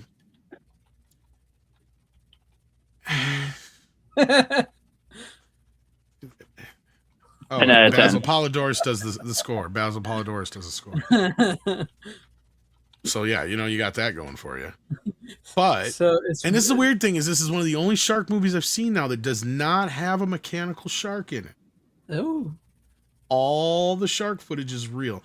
Now, if I remember right, I believe this movie is most famous for having a bunch of real sharks getting killed in it. I thought you were going to imply that a person put on a shark suit and like swam in a little shark outfit or something. Usually, when they don't use puppetry, it's usually the animals get killed a lot in these type of movies. There's a lot. I've heard lots of stories about those. So I have not read the book. I have no idea what the book's about. All I know is if the book is anything like the movie, it's batshit crazy. And what I mean by batshit crazy, and this movie is in like that weird place. It's not. Yeah, I can see why Tarantino would like this movie. It is fucking weird. Like, it's not bad enough like some of the other shark movies where I can go, oh, this is cool, and the shark fucking blows a motherfucker up. No. It's a pretty straightforward fucking movie, but only straightforward in a sense of there's a killer shark, you got a shark killer guy in the story, but the rest of the story is about this threesome. And by threesome, I literally mean a threesome. Oh. Because it's all about, okay, these two guys that are like swinging around and doing shit in Italy or whatever, and they're fucking all kinds of women and shit. And then they finally meet the chick from Revenge of the Ninja. And she's like, I'm the only woman y'all are going to have, and it's just us three, and blah, blah, blah, blah, blah. And literally, you waste most of the movie on this garbage. This fucking throuple. Mm-hmm. And then one of the throuple gets killed by the shark. So then they need to have revenge. So they get the shark hunter guy. It is just one of the most, what the fuck kind of stories you're watching going, what does this have to do with sharks? Why are we watching this movie about this weird throuple? Yeah. And then a shark shows up. And I mean, as far as like tits and ass and shit like that, and you'll be at home, like you'll love this one. This has got probably the most of any of these satires. It's nothing but a bunch of sex and tits and ass and pussy and everything. Once the shark kills one of them, he goes, now you got room for one more. He becomes the threesome. That's how the stories connect. I'm in your throuple now. Coming of age sharks is coming of shark age. No, this is just a weird fucking swinger shark movie. Them horny Italians, man. They make some. Like, all right, we're trying to make a sex movie, but we want to have it in theaters. Make it a shark movie. Okay. Tintorera. And it's so poorly dubbed to begin with, and but that's the fun of it, right? Actually, this one's not as bad as some of the other ones. I mean, it's some of them. I think they just let, like the one Italian guy, the main like hunter guy, like that's only in like the beginning and the end of the movie. Like they clearly didn't dub his voice. He's like such a thick Italian accent. So this is not one of the other companies that normally make these, or the same people that, because like the one I brought on last week, the same guy made like 3 or 4 of those movies. Right. This almost like leans into being too good to be shit. If it wasn't for the weird throuple story. Mm-hmm. Right? Like there's enough really good footage in here of real sharks. Sadly, the sharks getting killed footage is, you know. Yeah. But like there's enough in here to go with, like the first part of it's not that bad. It's kind of interesting. And then it falls into the throuple storyline, and then it gets interesting again. So yeah. It's a me, Tintorera. Corlin Rogue said it's a Mexican British co-production, not Italian. Oh, it is? Okay, well it sounds like Italian that they're speaking in. Who would have thought there were so many sharks? Guess it's Spanish. I don't know. Yeah, shark exploitation. You brought that documentary on, didn't you? The shark exploitation. Oh fuck yes, there's tons of them. Well, there's like easily over 100, right? Yeah, like yeah. A couple hundred, I'd assume When I at least. separate them, see, that shark exploitation documentary actually gets into all like the Sharktopus and Sharknado type stuff. I don't even. And then there's like Ghost Shark, and then there's there's all these weird ones. To me, it has to be out within the vicinity of a Jaws film and clearly inspired by. Do you ever see Dick Shark? Yeah, I haven't seen it, but I've seen it. Yeah, I thought I mentioned that one time. See, now those I don't count in the Jaws kind of like category. Yeah, those aren't trying to ape Jaws. Those are just a movie that has a shark. They're trying to ape B movies, and that's what I don't like about. Like, to me, you can't put those with movies like The Room and shit because they don't belong there. They belong next to shit. Tremors like would be more scary movie and shit. Like Tremors would be more like a Jaws movie than a lot of those shark Tremors movies totally that are crappy. Tremors is Jaws on sand. That's like how they. That's literally what they said. Yeah, they're well, like, yeah, but I'm saying it's more like Jaws compared to a lot of these other shark movies that are like Sharktopus is not that. By Jaws. Yes, exactly. In the end, it's clearly inspired by Jaws, and it only exists because of the Jaws phenomena. Like, at that point, once you get past where like sci-fi is starting to make a bunch of those movies, I don't count that shit anymore. Yeah. But this is on the end of, you can't really, there's not enough here to really kind of goof with. It's not a beer and pizza kind of movie like the one I brought on last week. Mm-hmm. It's definitely just kind of like a what the fuck kind of like, Yeah. Not so bad that it's bad, but it's not so good that it's good enough to say, oh, it's actually a pretty decent movie. Would you count a movie like that Shallows one or something where the chick's like stranded on sort of in the shore and there's a shark around? See, Shallows, I think, comes along. See, like we had a new resurgence of shark movies in the early aughts, where you had, what was that one where it was based on the true story with the two people that got, and it was made for next to nothing. Open Water, is that what it was called? Probably. Yeah, that one kind of started this new shark craze. And I think Shallows kind of came from that. Deep Blue Sea is probably the last best movie that was inspired by Jaws. Mm-hmm. Would you put Megalodon anywhere near, like, would you put that above or below, like, Sharktopus? No, Megalodon actually takes itself, the Meg, if you're talking about that. You're talking about the Meg, or you're talking about Megalodon? If you're talking about the Jason Statham movie, it takes itself seriously enough that it's kind of almost in its own category. Mm-hmm. I'd say it almost fits in perfectly with like Jurassic World. Exactly, like it's kind of in that, like it's, you know, he's gonna punch the shark. He's gonna punch that shark in the face, and it's gonna go, hey, kind of like Bats, kind of like we were talking about with Bats earlier. Is it corny and cheesy enough? Yes, but just enough, not too much. And is it serious enough? Yes, but not too much. It's an exact same kind of range. Yeah. It knows what it is. Which I'm not trying to dump on like Sharktopus and Sharknadoes and all those, but I just don't like them being lumped into the same category, where I would put those in the same category as Airplane or not another this movie or that movie. Or scary movie. I think they actually said they're making a new Sharknado movie. So I didn't know they stopped. Yeah, they've stopped for a while, but I think they're finally making a new one again. But no, I'm with Ian you. Ziering needs to eat, I guess. Sharknado does Dallas. I there you go. I agree with you though, because I don't believe those movies are trying to capitalize on the B movie craze by saying, "Hey, look, we're a B movie, we're Sharknado." No, you're like more like an Airplane movie, like Tom said, because you're more like a spoof than you are. I feel like it's almost giving them more credit than they deserve for it, because there's just like not even that. It's kind of like they're trying to be a kaiju or a monster movie, but just sort of vaguely inspired by things that made money, but they're just like kind of doing a slot machine spin on, okay, let's mix that animal with that animal and make that a movie. And it's just like, okay, I guess, is there any inspiration for anything else? No. Just the characters, the story? No.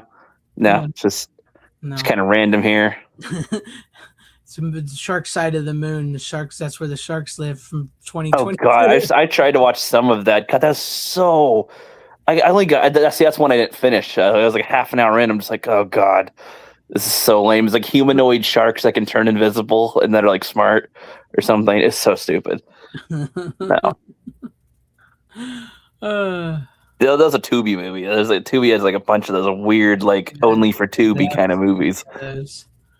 All right. Any more final words on the movie, Tom? No, I can't really recommend it, but I can't. I mean, if you're somebody who's trying to build your shark exploitation movie collection, it's definitely one you have to have in it. I feel you. All right. Well, I guess that's... Like I said, it's almost too serious in a sense to be like goofy, like, you know, some of the other ones. It's kind of like Monster Shark and Maybe this movie tried to take itself too seriously and didn't know what it wanted to be. So it's probably because it's based on a book, so it has all that throuple shit in it. That makes sense. you got to cut some of that stuff out when you do the movie adaptation. So, but all right. Well, I appreciate you, Tom. I appreciate you, Rook, as always. I can't believe Rook made 2 shows in a row. Can you believe that? We'll see if I can do it. Actually, watched 2 movies, and you watched 2 movies that we recommended instead of. And they're in my hand. I can't believe it. But anyways, thank you guys. Make sure you guys hit like, share, subscribe all around. Appreciate you out in the chat and everybody at home. You guys are awesome. I always love seeing you guys on. It's almost a short show. Almost. I mean, we went 2.5 hours. Usually it's 3 hours. So I do appreciate you guys. I thank you so very much for watching and always hanging with us. You guys always make the show much more funner than it would be. So as always, you don't have to go home, but you can't stay here. How you doing? Bitches leave.